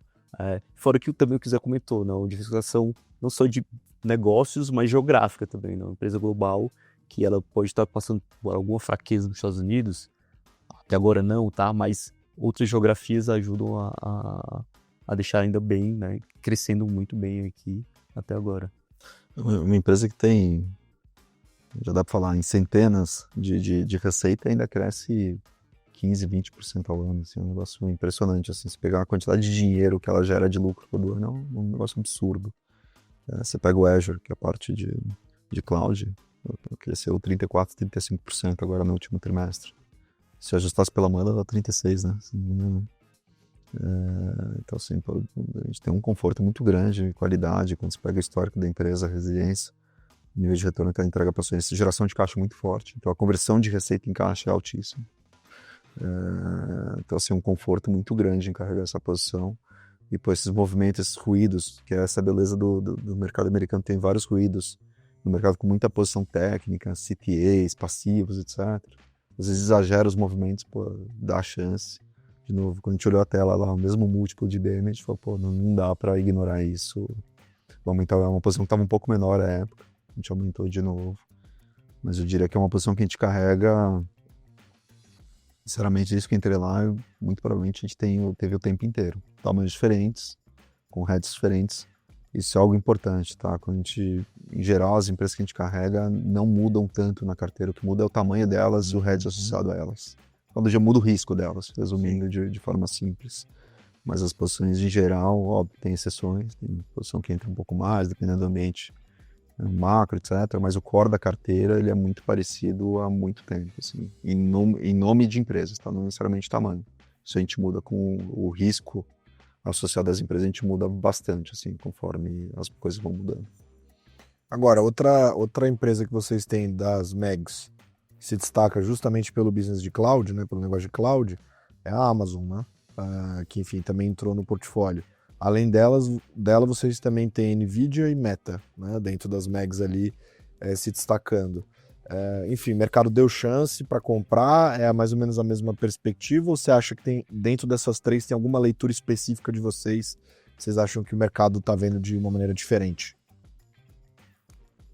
O que a gente acha, ficou mais claro, tá? Agora, acho que o mercado tinha um certo medo, que o Zé comentou. O business de propaganda, que aí está muito presente, Meta, né? Google também, Amazon em algum grau, é um business que ele passa por alguma ciclicalidade também, tá? A gente viu isso em alguns feedbacks, assim, mas as empresas, né, que estão lá vendendo, por exemplo, dentro de uma Amazon ou fazendo propaganda dentro da Meta, elas tendem a cortar propaganda quando o ambiente está adverso, né? Claro, cortar custo, né? Cortar custo. Às vezes você corta antes a propaganda do que antes de cortar um funcionário, né? Funcionário é mais difícil fazer isso. A gente achava que poderia ter esse tipo de mercado, na verdade, achava muito mais que teria algum problema mais cíclico. O que a gente acha também um pouco diferente e ficou mais evidente agora? Essa diversificação geográfica, né? Você pode ter algum problema pelas questões das importações, dos bens chineses indo para os Estados Unidos, que isso era uma parte talvez relevante ainda de muitas delas, né? Algo como 10% para a Meta, algo assim. Teve essa diversificação geográfica, então essas empresas chinesas passaram a vender em outras geografias dentro da própria Meta, então teve impactos relevantes. Mas o que a gente vê, assim, para a Meta especificamente, você tem uma empresa que ainda cresce algo como 15% ao ano, ela ganha market share do ecossistema de advertising, né, de propaganda do mundo, e ela tem alavancas de crescimento e opcionalidades em AI, né, que a gente comentou um pouco aqui, a parte do WhatsApp, Messenger, que também pode fazer uma integração junto com AI. Né? A gente vê algumas ferramentas já caminhando nessa direção. Da parte de VR, lá, Virtual Reality, que eles estão investindo bastante, que a gente começa a ver que talvez ele tenha um produto final, né, com aquele óculos deles, enfim, que pode ser alguma geração de receita no futuro. Mas sim, a Meta é uma empresa que ainda tem crescimento estrutural, ela não foi tão prejudicada assim como o mercado achava, ela tem várias opcionalidades que a gente está começando a colher os frutos, e aí no futuro próximo a gente vai ver esses números até um pouco melhores do que a gente vê hoje. Eu acho que esse ponto é interessante porque a Meta ficou durante muito tempo batendo na tecla do metaverso, né? Nos calls de resultado. E dá um quê até de turnaround pro case, né? Parece que a empresa meio que deu uma mudada de discurso e direção ao longo do tempo, né? Até, se me permitir, Colasso, contar um pouquinho, essa história é legal, assim, até diz um pouco do porquê a gente gasta tempo olhando lá fora. É óbvio que não é só por isso, acho que traz essa diversificação profunda, essa capacidade de, você tem um cenário muito ruim no Brasil e tem outras geografias. E a gente brinca, João, além da nossa equipe, somos 11 pessoas dedicadas a equities, a gente tem outras 39 pessoas dentro da Genoa, que estão na área de investimentos, que trabalham para a gente também, que a gente absorve informação macro infinita.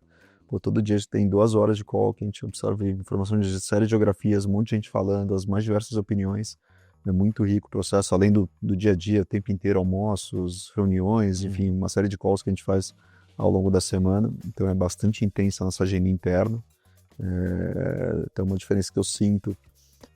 Quando tem evento macro, etc., tem o economista de Genoa que vai e já chega mastigado para mim. Assim, então facilita muito o nosso trabalho, a gente acaba conseguindo gastar bastante tempo se concentrar na parte de montagem de portfólio, de ações mesmo, discutir com a nossa equipe, estressar os modelos, ver o que faz mais sentido e alocar naquilo ou nisso. Mas esse caso de Meta, assim, uma das vantagens de olhar lá fora é que eu acho que você consegue alocar seu capital intelectual de forma muito eficiente. O que eu quero dizer com isso? Quando você estuda uma empresa, você aprende sobre dezenas de outras empresas que você consegue investir muito rapidamente, desde que você tenha conhecimento sobre ela, com liquidez, com estrutura de opção confiável, que você consegue ter uma série de leituras paralelas, uma para outra, e vai te ajudando a achar outras opções de investimento. Então, o caso de Meta, eu vou extrapolar até a sua pergunta. Quando eu entrei na Genoa, pegamos todos os analistas, vamos passar pelos cases, discutir os cases de novo. Primeiro as posições da carteira, depois fomos discutindo outros cases. Aí eu quis focar uma parte relevante do tempo nas Big Techs. Eu lembro que o analista montou um gráfico, na época acho que até deu um trabalho para ele, foi em 2023 ainda, Se ele fizesse hoje, eu até ia falar, pô, você ia fazer em 2 minutos, você deve ter demorado 2, 3 horas. Ele pegou as transcrições agora eu não vou lembrar qual todo o período, mas sei lá, 4, 5 anos de calls da Meta.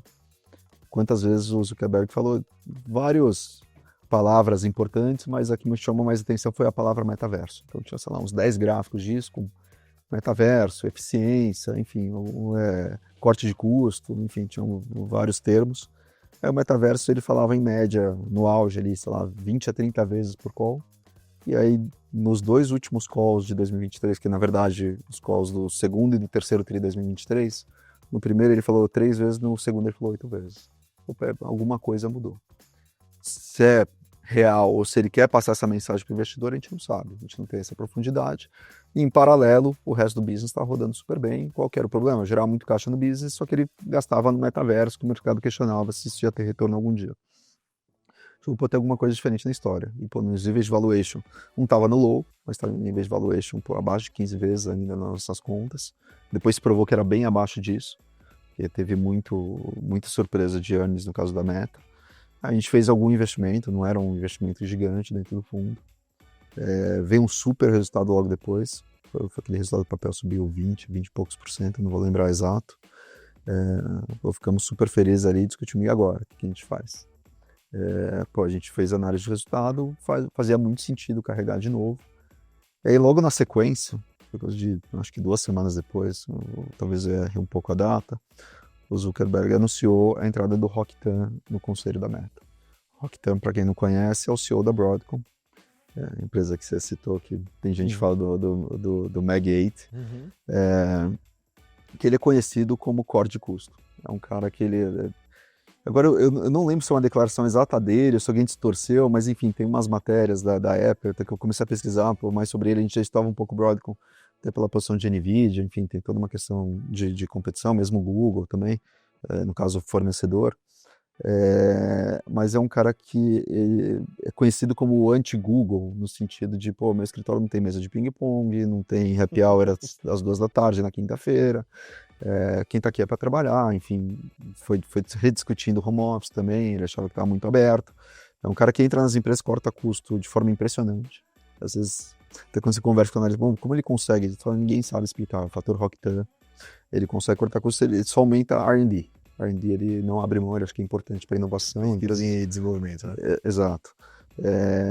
Seguir desenvolvendo novos produtos, a gente falou, pô, de novo, a gente não sabe se é real, dificilmente o Hock Tan entraria no negócio que não é real, mas é uma mensagem muito clara que ele está passando para o mercado, no caso o Zuckerberg e a Meta, de uma nova empresa, uma empresa que está buscando eficiência. Acho que ficou claro no discurso dele ao longo do último, sei lá, 12, 18 meses, uma nova postura, uma busca por uma nova cultura dentro da Meta. Então a gente ganhou mais confiança, foi um case que a gente carregou, foi muito bom ao longo de 2024. Óbvio, a gente foi aumentando, diminuindo, a gente chegou a ficar bem pequeno aí no começo desse ano. Acho que fevereiro, março, a gente ficou uma posição um pouco menor. A gente voltou a comprar nessa queda aí, e também nessa leitura que o João colocou, o resultado da diversificação de geografias, etc. Então a gente ganhou mais conforto e a gente acha que essa empresa é bem vencedora no cenário de AI. Assim, acho que os investimentos têm sido feitos. Aí, pô, de novo, pode escorregar um pouco, escapa, igual a questão da Microsoft, demorou um pouquinho mais para aparecer, o último resultado foi muito bom na parte de cloud. A gente tem bastante conforto na alocação de capital e estamos falando de uma empresa super geradora de caixa, com nível de ROI muito alto e num PI que a gente não acha proibitivo, tá? A gente está discutindo 20 vezes baixa earnings, que dá um conforto para carregar uma posição dessa. Perfeito. É só para concluir, a beleza de olhar lá fora, pô, a gente investiu em Meta, deu elementos para o nosso investimento em NVIDIA, ajudou o nosso investimento em Microsoft, queira ou não, tem leituras cruzadas ali de alguma forma para a Amazon, para a Google, fez a gente estudar a Broadcom, depois do Hock Tan, a gente foi estudar mais a Broadcom, depois de entender ele, como pessoa falou, pô, vamos estudar mais essa empresa, não só por isso. Foi um investimento em Broadcom, foi super bom ao longo de 2024, a gente pegou até no final de 24 também mais uma segunda pernada ali do investimento, hoje a gente não tem mais a posição, e gerou investimento, agora parece meio óbvio falar, né, mas janeiro de 2024 ninguém falava, muito pouca gente falava sobre a questão de energia elétrica ligada a data center. Hoje é meio ridículo, assim, você pensa automático. E junto com o Rocktan, o Zuckerberg colocou o CEO, um cara que foi CEO da maior empresa privada de transmissão dos Estados Unidos. Sempre ligado também foi do Private Equity, ligado à parte de transmissão. A gente falou, pô, o que ele está colocando um cara de energia elétrica dentro do board da Meta? Aí, por coincidência, eu escutei um podcast do Sam Altman na época, e ele falou, o maior gargalo de data center, de AI, é energia. Hoje todo mundo fala, mas enfim, na época era mais difícil que isso. Eu tenho um histórico, sempre olhei o setor elétrico no Brasil, lá tem regulação diferente, eu falei, pô, vamos gastar tempo nisso, vamos entender isso, assim, é um setor que eu gosto, inclusive. Aí, pô, dado que a gente precisava de, sei lá, 2, 3 meses para estudar os cases específicos, a gente gosta de fazer uma análise profunda, aí no micro mesmo, a gente falou, pô, talvez a decisão melhor agora é vamos estudar o setor rapidamente. A gente ganha, pô, gastamos 2, 3 semanas, os analistas fizeram a apresentação, discutiu bastante. Pô, isso faz muito sentido. Agora a gente não sabe se é essa empresa, aquela, se é esse subsegmento, se é distribuição, geração, transmissão. Bom, vamos fazer o seguinte, a gente montou 2 baskets do setor elétrico nos Estados Unidos. A gente rodou alguns filtros que a gente gosta de rodar ali, quantitativos, que eliminam empresas super alavancadas ou com retorno baixo. Enfim, algumas métricas que a gente gosta de acompanhar nos cases. Então, sei lá, eu não lembro agora de cabeça, mas 45, 50 empresas nesses baskets. A gente montou uma posição pequena e super diversificada para ganhar tempo. Então, a gente carregou de janeiro até meados de março, final de março, não lembro exatamente, esse basket. A gente foi concentrando, a gente acabou culminando em 3 empresas que a gente gostou mais, que a gente investiu à época, foram investimentos super bons, assim. Além de algum investimento em VEG na época também, né? Teve uma leitura cruzada ali para VEG. Coincidiu também que foi um momento que o dólar andou, acabou ajudando a gente, mas assim, e a VEG é uma baita empresa. Então, assim, uma parte, quando você olha lá fora, seu capital intelectual parece estar trabalhando melhor. Você estuda um negócio e te gera 10, 15, 20 ideias novas. Aqui no Brasil você tem uma limitação, pô, às vezes você entende super de um case, você não consegue fazer nada com esse case, para além do case. Então vai ser uma posição de, sei lá, 8, 10% do fundo, se for uma posição que a gente tem uma super convicção. O cliente dela não é listado, o fornecedor dela não é listado, o competidor dela não é listado. Eu não tenho quase nenhuma leitura paralela derivada disso. Então, assim, o capital intelectual se limita para eu gasto tempo de 2 analistas, mais de 2 gestores, para discutir um case que a gente vai limitar a 8% do fundo. Enquanto lá fora, pô, isso é um negócio que pode me gerar ideia para ter 30%, 40% do fundo, eventualmente. Esse ponto é super interessante, porque, por exemplo, se você for analisar uma Vale da vida, você é obrigado já a olhar para as empresas lá fora, porque ela não vai ter outro par aqui, né? Embora, obviamente, tem uma componente commodity absurda, a execução da empresa talvez tenha uma participação menor, mas o analista brasileiro que cobre minério, ele já olha para fora, né? Entre outros temas. Então, é curioso escutar isso, né? Essas comparações. Mas ficou claro aqui para mim, eu só queria, para a gente amarrar lá fora e falar de Brasil, em software, vocês têm também ServiceNow e Upday naquele ponto que você tinha dito, né? Você talvez ali uma parte mais defensiva, porque você corta tudo menos o software, né? Eu gostei bastante disso, é quase uma empresa de infraestrutura, né? Então o cara paga de qualquer jeito. Mas a Amazon também, razoavelmente claro, eu gostei bastante do ponto que o Zé falou, né? Que um case ajuda no outro, então já está explicado. Mas NVIDIA, cara, NVIDIA é uma polêmica. NVIDIA eu vou ter que fazer aqui uma aspa, porque NVIDIA é uma daquelas empresas que, bom, de novo, dificuldade de entender crescimentos exponenciais, né? Mas assim, eu nunca conversei com ninguém que falou que estava barata. Assim, tava todo mundo sempre achando que estava caro, vou ficar de longe e tal. Parecia sempre esticado de alguma forma, né? E ela sempre batendo os resultados e entregando números incríveis. Foi uma questão de movimento de mercado que deixou ela num preço mais atrativo para vocês entrarem, então antes vocês não tinham? Ou não? Tem alguma coisa específica micro na empresa que talvez entregue isso? Uma pergunta legal, sabe quanto era a receita da NVIDIA em 2019? Cara, eu não sei o número exato, mas eu tenho certeza que é bem menor do que o de hoje, porque foi crescendo de maneira... 10,9 bi. Você está discutindo 200 bi de receita. Exato. Esse é o ponto. O lucro multiplicou por 10. Porque era uma empresa assim, só quem conhecia a NVIDIA antes era quem jogava videogame. A galera do mundo geek. E o primeiro movimento foi muito associado ao Bitcoin ainda também. Sim, exato. Eu cubro a NVIDIA há pelo menos 10 anos agora. E a tese do IA, ela sempre esteve presente na NVIDIA, que você sabia que aquilo ia existir, mas não sabia como. assim, a empresa já Gente. investe, né, em todo o software que ela provê para os usuários, para quem compra o chip, né, o CUDA, mas todo o investimento que ela tem internamente para fazer o AI possível está presente há bastante tempo. Então, sempre fez parte, ali, pelo menos, do múltiplo da NVIDIA. Você fala assim, alguma hora vai ter carro autônomo, alguma hora vai ter alguma tecnologia que vai ter uma disrupção, mas você não tinha, de fato, que o mercado de tech chama aquele The Killer App, né? Aquele aplicativo que vai fazer uma explosão em massa, que vai fazer, né, o tiozinho da banca de jornal usar também. Como outras tecnologias, a gente viu isso também, né? Então, faz parte. Então, a NVIDIA, ela vinha investindo, e o AI, ele estava presente ainda como um sonho, com mais nada que estava sendo realizado ainda. Mas perguntou o valuation, assim, ela normalmente é cara, se olhar o múltiplo histórico dela, ela sempre foi um pouco mais cara do que o setor, principalmente porque tinha essa tese que o AI vai chegar, e ele chegou de fato, né, depois do ChatGPT. Se a gente olhar hoje, ela não é cara, né? Se a gente olhar em termos de preço-lucro, ela está 20 vezes lucro, mais ou menos, 20 e pouquinhos vezes lucro, o lucro do ano que vem, de 2026. E também não é nada muito, um crescimento muito relevante, assim, nada muito diferente do que ela cresceu nos últimos anos.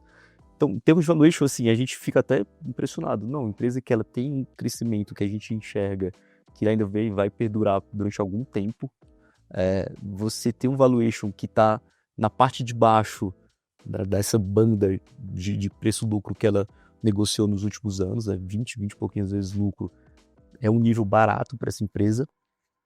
O que você tem, além de tudo isso, a gente tem uma visibilidade, dado que todas essas empresas de cloud, né, essas Mag 7, elas divulgam os budgets, né, os orçamentos de CAPEX que eles vão fazer para o ano, a gente já sabe que isso até subiu aí nos últimos mês e meio, 2 meses que eles divulgaram, né, o orçamento por ano subiu. A gente teve um ponto, talvez, que foi mais controverso, que foram algumas restrições de vendas de chips para a China.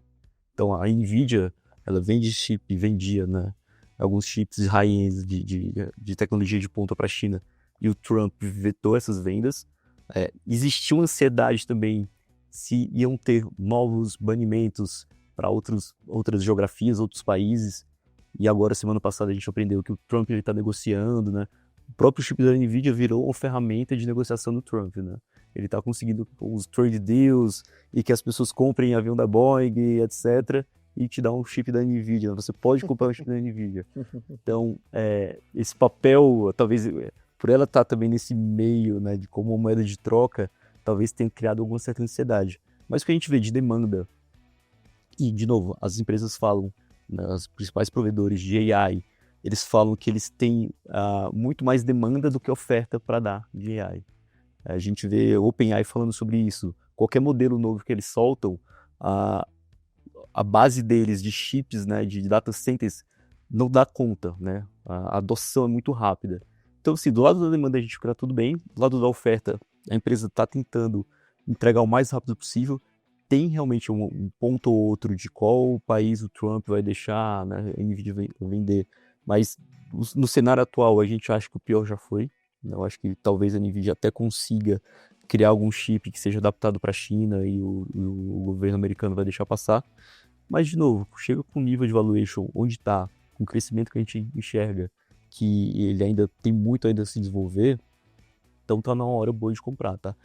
E normalmente é difícil acontecer, né? Você pegar uma empresa que tem um crescimento secular, que tem margens boas, que tem, enfim, um valuation barato. Ela, nesse patamar atual, ela tá bem barata, assim. Essa NVIDIA, acho que é outro caso que a gente não teve na carteira nos últimos 3 anos, por um intervalo talvez de 2 meses e meio, alguma coisa assim. Que foi ao longo do segundo semestre de 24, uma parte do começo do quarto tri ali, mais ou menos, que a gente não teve. A gente achou que tinha esticado quando bateu 140, 150 dólares na época. Só que tinha algumas dúvidas sobre o crescimento, sobre a rampa de adoção, na verdade, execução do Blackwell, né, que é o novo chip. Tipo, vamos tirar um pouquinho, espera. Mas a beleza de NVIDIA é que ela deu várias chances aí nos últimos 2 anos de você comprar ela abaixo de 20 vezes lucro. Você comprar uma empresa dessa abaixo de 20 vezes lucro, a gente não conseguia entender. Então, tá ótimo, tá aí, vamos comprar, vamos lá. Agora é uma opção, tem uma vol alta, A gente tem que lidar com isso. E, de novo, a gente gosta de administrar risco, então a gente opera bastante opcionalizado ao longo do tempo, a gente vai ajustando isso. Mas é super líquido. Então também dá chances. Pô, direto tem... Que é outra grande vantagem, né, do mercado lá fora. Exatamente. Pô, num call de resultado, vem uma notícia ali, a gente olha pro lado e fala, pô, ele falou isso mesmo, falou, peraí, não, isso é uma mudança, e a gente tá sempre com os números perto ali, com o analista e tal, uma mudança considerável, a gente aperta o botão e aumenta consideravelmente a posição, se quiser, muito rápido. Totalmente diferente. É impressionante. E é interessante como a leitura da empresa também traz uma visão macro, né? Porque, de fato, a inteligência artificial tem se tornado uma arma geopolítica, até porque talvez seja uma das corridas que mais vai gerar riqueza no mundo daqui em diante. Então é natural que tenha essas limitações, né? E você vê essa agenda do Trump, até a NVIDIA talvez tendo que fazer um chip adaptado para a China, né? É bem curioso esse ponto. Você discutiu um mundo que tem esbarrado na questão de produtividade, com um bônus demográfico, principalmente nos países mais envolvidos. E aí piorou muito pós-Covid, né? O nível de natalidade, o índice de natalidade tem caído muito ainda. Aí tem a discussão de imigração, que agora, pô, o que vai acontecer nos Estados Unidos com o Trump pós-imigração, que era algo que segurava ali a questão demográfica dos Estados Unidos, pô, você ter uma possibilidade de inteligência artificial trazendo esse ganho de produtividade para um mundo que está ficando velho. É brutal. É ultra relevante, talvez seja a salvação do mundo aí olhando. Eu falei em outro episódio, esse ponto, assim, você pegar, imaginar, né, o Uber que distribui 70% do que ganha em cada corrida, né, pro motorista. E de repente vira um carro que dirige sozinho, né, self-driving, é loucura o quanto que explode o resultado da empresa, justamente ganho de produtividade, e até pode tirar países de uma situação complexa demográfica para uma situação totalmente diferente, que naturalmente vai impactar na curva de juros também, né? Sim, é muito louco isso tudo.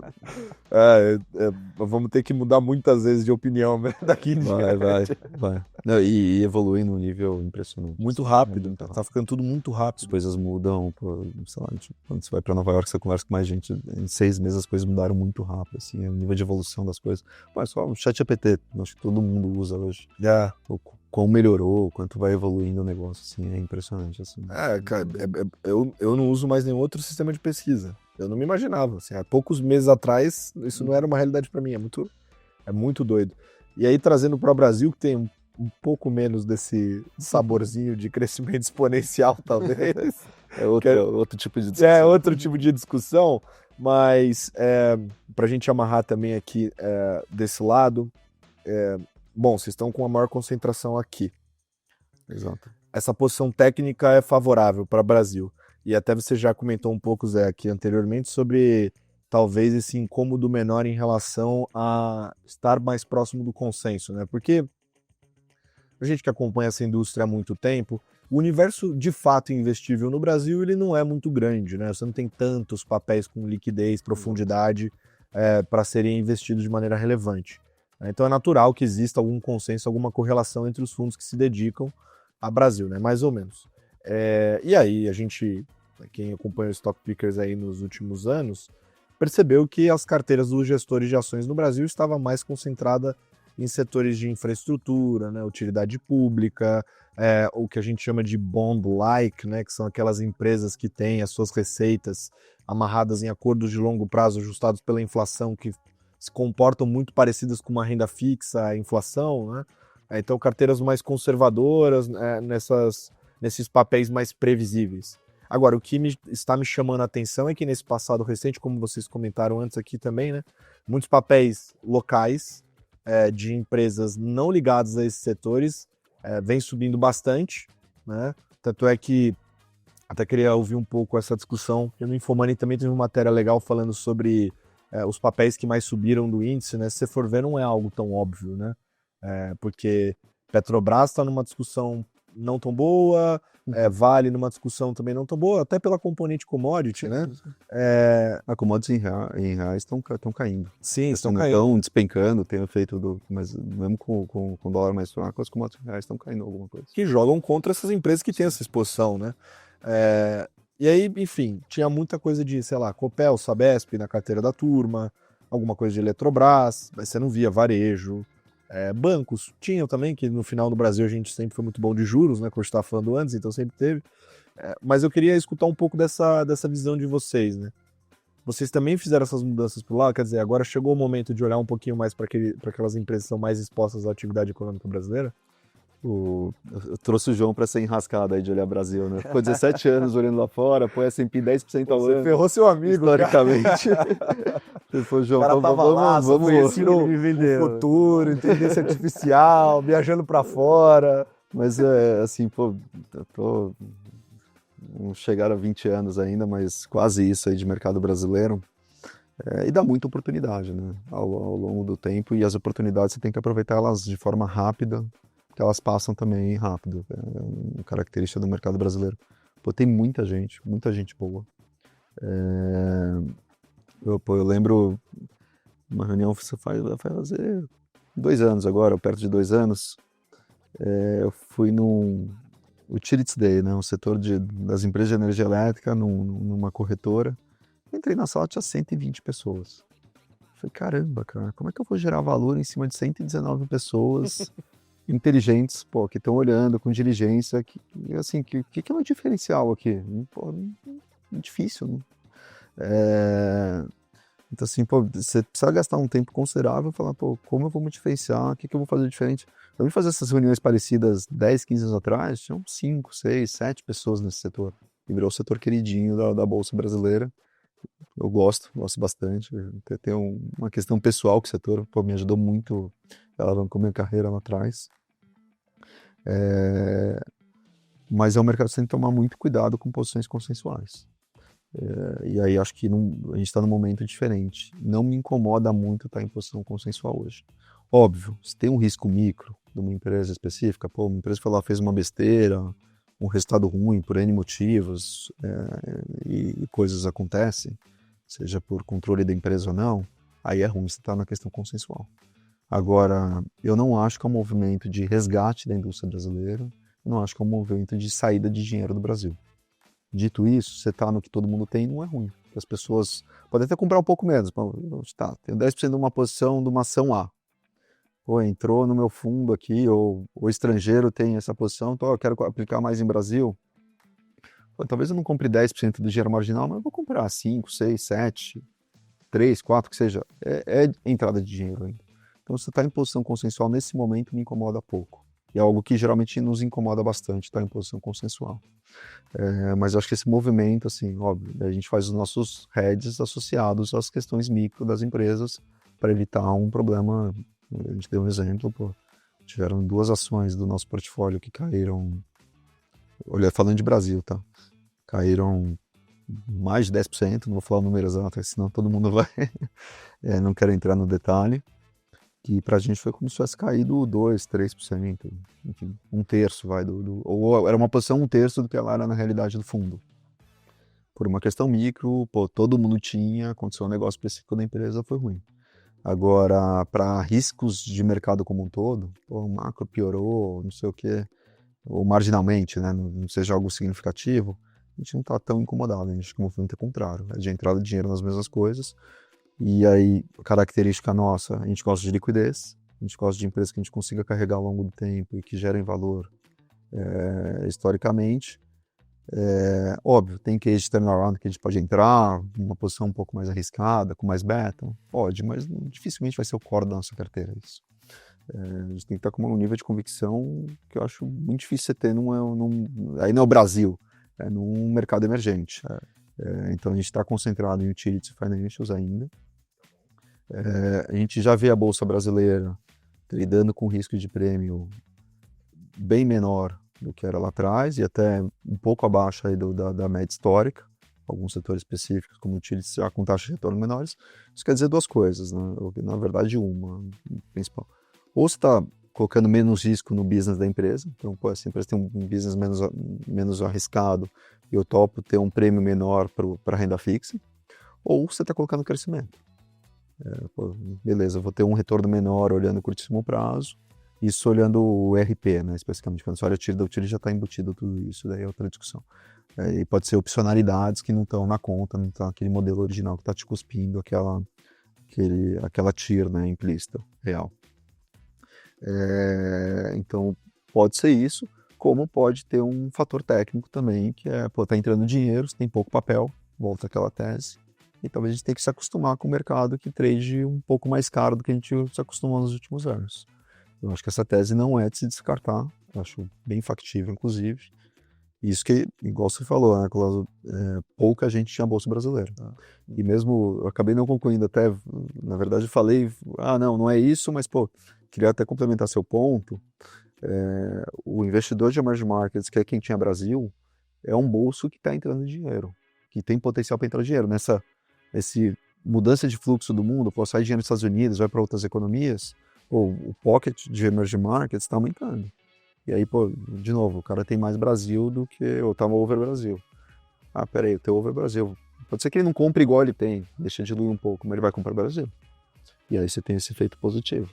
E eu acho que o Brasil está num momento também que você está... A dispersão entre setores era muito baixa agora, né? A gente vê que teve talvez uma limpeza geral de posicionamento, né? Todo mundo vendeu tudo. Então, empresas de qualidade estavam muito baratas também, né? Então, pro ponto do Zé, até a gente olhar, isso é uma coisa que não acontece em muitos lugares do mundo. Você tem um setor, nesse ano, o setor de utilities e o setor de bancos estão subindo quase que igual, né? É isso. Se olhar em qualquer outra geografia, esses são setores que eles são quase que opostos, né?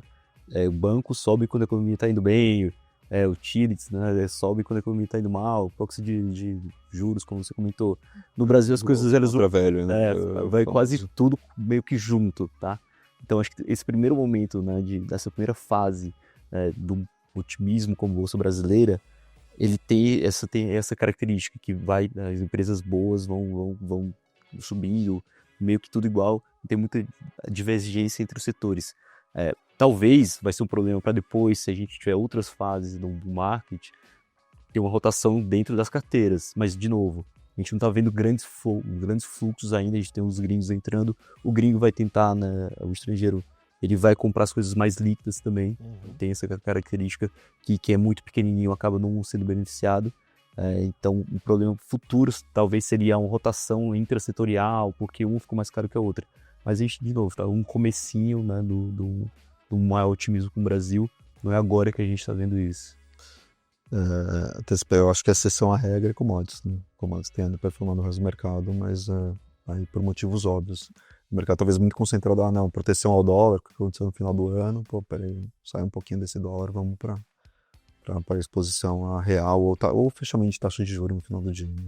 Agora, para vocês dormirem tranquilos novamente, vocês vão fazer proteção. Já falaram aqui que fazem normalmente, enfim, no próprio ativo, né? Que é o que mais chega próximo ali. Mas eu queria discutir um tema que vocês entendem muito bem, que eu acho super interessante também, que é o mercado de aluguel no Brasil. Porque ele acho que é um grande desafio, né? No Brasil, diferentemente de algumas outras geografias desenvolvidas, o mercado de aluguel é um mercado de balcão, né? Então, você precisa ter um relacionamento com um broker, pegar o telefone e ligar para ele para conseguir o preço do aluguel. De repente, você tem que cotar todo mundo, né? Fica o trader lá do fundo ligando para todo mundo para pegar a cotação e ver se tem papel para alugar, né? Porque na posição vendida para quem está em casa, você aluga o papel e vende ele a mercado, e aí você está vendido naquele ativo.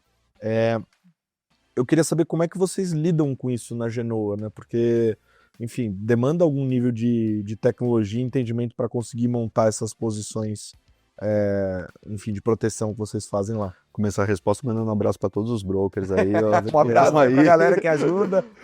Obrigado. Tamo junto. Se puder ajudar um pouquinho mais, vamos agradecer. Mas, de fato, assim, o mercado brasileiro está bem difícil de aluguel. Isso foi piorando ao longo do tempo. Tem 2, 3 casos aí que a gente teve que estopar a posição short porque não tinha aluguel. De novo, é um mercado onde as posições têm sido consensuais. Aí, todo mundo concentra na mesma coisa, dá um squeeze. A gente tem evitado, a gente está com bem pouco short single name no Brasil. E assim, a gente respeita o técnico. Seja para positioning, seja para nível de aluguel, seja para fluxo, a gente gosta de olhar todos esses indicadores, a gente compila na nossa matriz de investimento, na tomada de decisão, tamanho da posição, risco. Então, assim, é algo que a gente tem que ter paciência, esperar, quando dá chance, alivia o aluguel, voltamos para o case, se faz sentido ainda naquele preço. mas a gente tem rodado de fato com menos short do que a nossa análise sugere. Alguns papéis que a gente poderia fazer mais um par relativo, só um efeito claro, tá? É algo que a gente tem evitado na indústria local e a gente começa a questionar, não estou nem falando que a indústria local faz isso, tá? Mas que a gente fazia é rodar com um gross muito alto num mercado que tem um short muito difícil. Pô, então talvez parte da nossa estratégia, um long bias é o que faz sentido para a gente estar numa casa macro, que em teoria nosso produto vai como um produto neutro para esse fundo multimercado. Sim. Mas o nosso produto fora é tudo parametrizado, a gente prefere ter um fundo long bias. A gente tem muita dúvida sobre a geração de valor, a nossa capacidade especificamente, nossa equipe, a gente, num produto de gross muito alto. A gente prefere ter um gross menor e gastar risco com o direcional. E aí, a gente tem essa liberdade geográfica de, o direcional agora é melhor estar nos Estados Unidos, ou não, é melhor estar em Brasil, ou é meio, eventualmente zero fundo, diminui a posição, ou fica um under considerável. Aquela regra de bolso, né, de long bias, né, que é pegar 2/3 da alta e 1/3 da queda. A gente tem conseguido fazer isso relativamente bem e a ideia é continuar trabalhando com isso e sempre olhando para a volta. A volta é bastante importante. Além de chegar lá no final, se no meio do caminho caiu metade para fora, outro para outro lado, um monte se machucou, isso não é importante para a gente, o caminho também, a trajetória. Então, assim, a tendência é a gente rodar com gross menor e gastar mais risco, gastar mais budget de orçamento de risco com o net mesmo. É o que a gente tem feito. Esse gross é a soma total entre as posições vendidas e compradas. Exato. Então, quando você roda com um gross menor, você está falando que o fundo está um pouco mais leve. O que seria a nossa carteira padrão, tá? Pois uma carteira long entre 90% a 100% comprado, e a gente vai rodar uma carteira short entre 30% a 40%. Então, dito isso, a gente está falando de um gross que roda entre 120 e 140. Óbvio, não, pode ser um pouco mais, um pouco menos, dependendo da condição de mercado. Em algum momento, vou até pegar o exemplo no final do ano de 2024, acho que é bem emblemático. Você tinha um mercado muito ruim de Brasil, não preciso nem falar, e lá fora, né? Isso é uma parte relevante também, a gente pode entrar depois. Eu não acho que o problema foi só Estados Unidos. Eu acho que surgiram outras opções de investimento no mundo que talvez tivesse um fluxo de saída dos Estados Unidos anyway, mesmo que o Trump não tivesse feito nada. Teve a questão do DeepSeek, Tech bombou na China, enfim, Europa com a Alemanha estímulo fiscal, enfim. Mas, para voltar para o que eu estava falando, no movimento de saída, desmonte de mercado, eu acho que a decisão mais sábia é reduzir o gross. Não adianta falar, eu estou comprado uma carteira 30% comprado, vende o índice, ou vende aí meia dúzia de papel e zera o net e mantém, e se aumenta o gross, né? Você dobra o seu gross fazendo um movimento desse. Assumindo que só tivesse net, não, só tivesse long. Não, eu prefiro reduzir o gross. Porque eu acho que movimento de desmonte de mercado, você vende o que tem e compra o que você está vendido. Aí, os squeezes ficam muito maiores. Sim. Então, a gente se preocupa bastante com isso. A gente coloca stops ali de nível de aluguel, bateu tal nível, a gente fala, não, sai fora. Se tiver o broker querendo me oferecer aluguel barato, tamo aí. Mas enfim, tem sido uma dificuldade grande, tá, no mercado brasileiro. E mais uma curiosidade mesmo, a explicação técnica para essa dificuldade no mercado de aluguel, ela se dá com esse movimento de buyback das companhias, recompra de papéis e diminuição, então, dos papéis disponíveis a mercado para serem alugados, vis-à-vis talvez uma questão de valuation propriamente dita, né? Então, talvez tenha muita coisa barata, enfim, não sei. Só para tentar encaixar aqui na minha ideia. Talvez muito mais, na verdade, pelo motivo do mercado diminuir, encolher de tamanho. Eu acho que sim, e ainda com muita asset, né? Você pegar, igual fui no evento 2 anos atrás, tinha 110 pessoas na sala. Tá concorrendo pelo aluguel maior. Lá, né? A gente tá aqui, uma empresa que valia 10, 15 bi de reais. Todo mundo tinha um pouquinho da empresa, acabou o market cap, né? Não tem market cap, mas você tem que dobrar o market cap, triplicar, sei lá. Então, acho que é uma mistura de tudo isso. E aí tem também as questões técnicas das posições de maquininha, que faz para um lado para o outro. Tem arbitragem de cash and carry, das mesas proprietárias, enfim, tem uma série de questões técnicas também que acabam dificultando esse mercado de aluguel. Lá fora é muito mais fácil. Perfeito, bem mais líquido, bem mais espaço também. Bom, acho que ficou claro aqui de Brasil, então, as posições, enfim, vocês ainda gostam desses setores mais defensivos ali, em utilidade pública e também financeiros, né? E também diversificados ali numa cesta de empresas que têm essa exposição maior à atividade brasileira, como, por exemplo, varejo e construtoras. Acho que ficou bem claro aqui. Pô, eu queria agradecer vocês dois. Agradecer você pela oportunidade, pelo papo, foi muito bom, muito legal. Eu falei que ia ser tão ruim, vai. Obrigado, Cláudio, foi excelente, obrigado aí pela condução, foi ótimo. Pô, obrigado. Não é muito fácil, eu tive que ficar olhando aqui, pô, papel, celular, 300 mil coisas para fazer sozinho, é complicadíssimo. Queria deixar o convite também para todo mundo conhecer um pouco mais o trabalho da Genoa. Enfim, eles publicam carta todo mês, a gente já comentou algumas vezes no Carteiros do Condado. A gente faz uma vez por mês, já comentamos as cartas da Genoa, tá sempre por lá. Então acompanha o trabalho do time aqui. Lá na carta tem um comentário específico do time de ações, então é bem legal. A carta deles é bem fácil, bem rápida de ler, assim, tem uma visão do cenário, depois o comentário por cada gestão ali.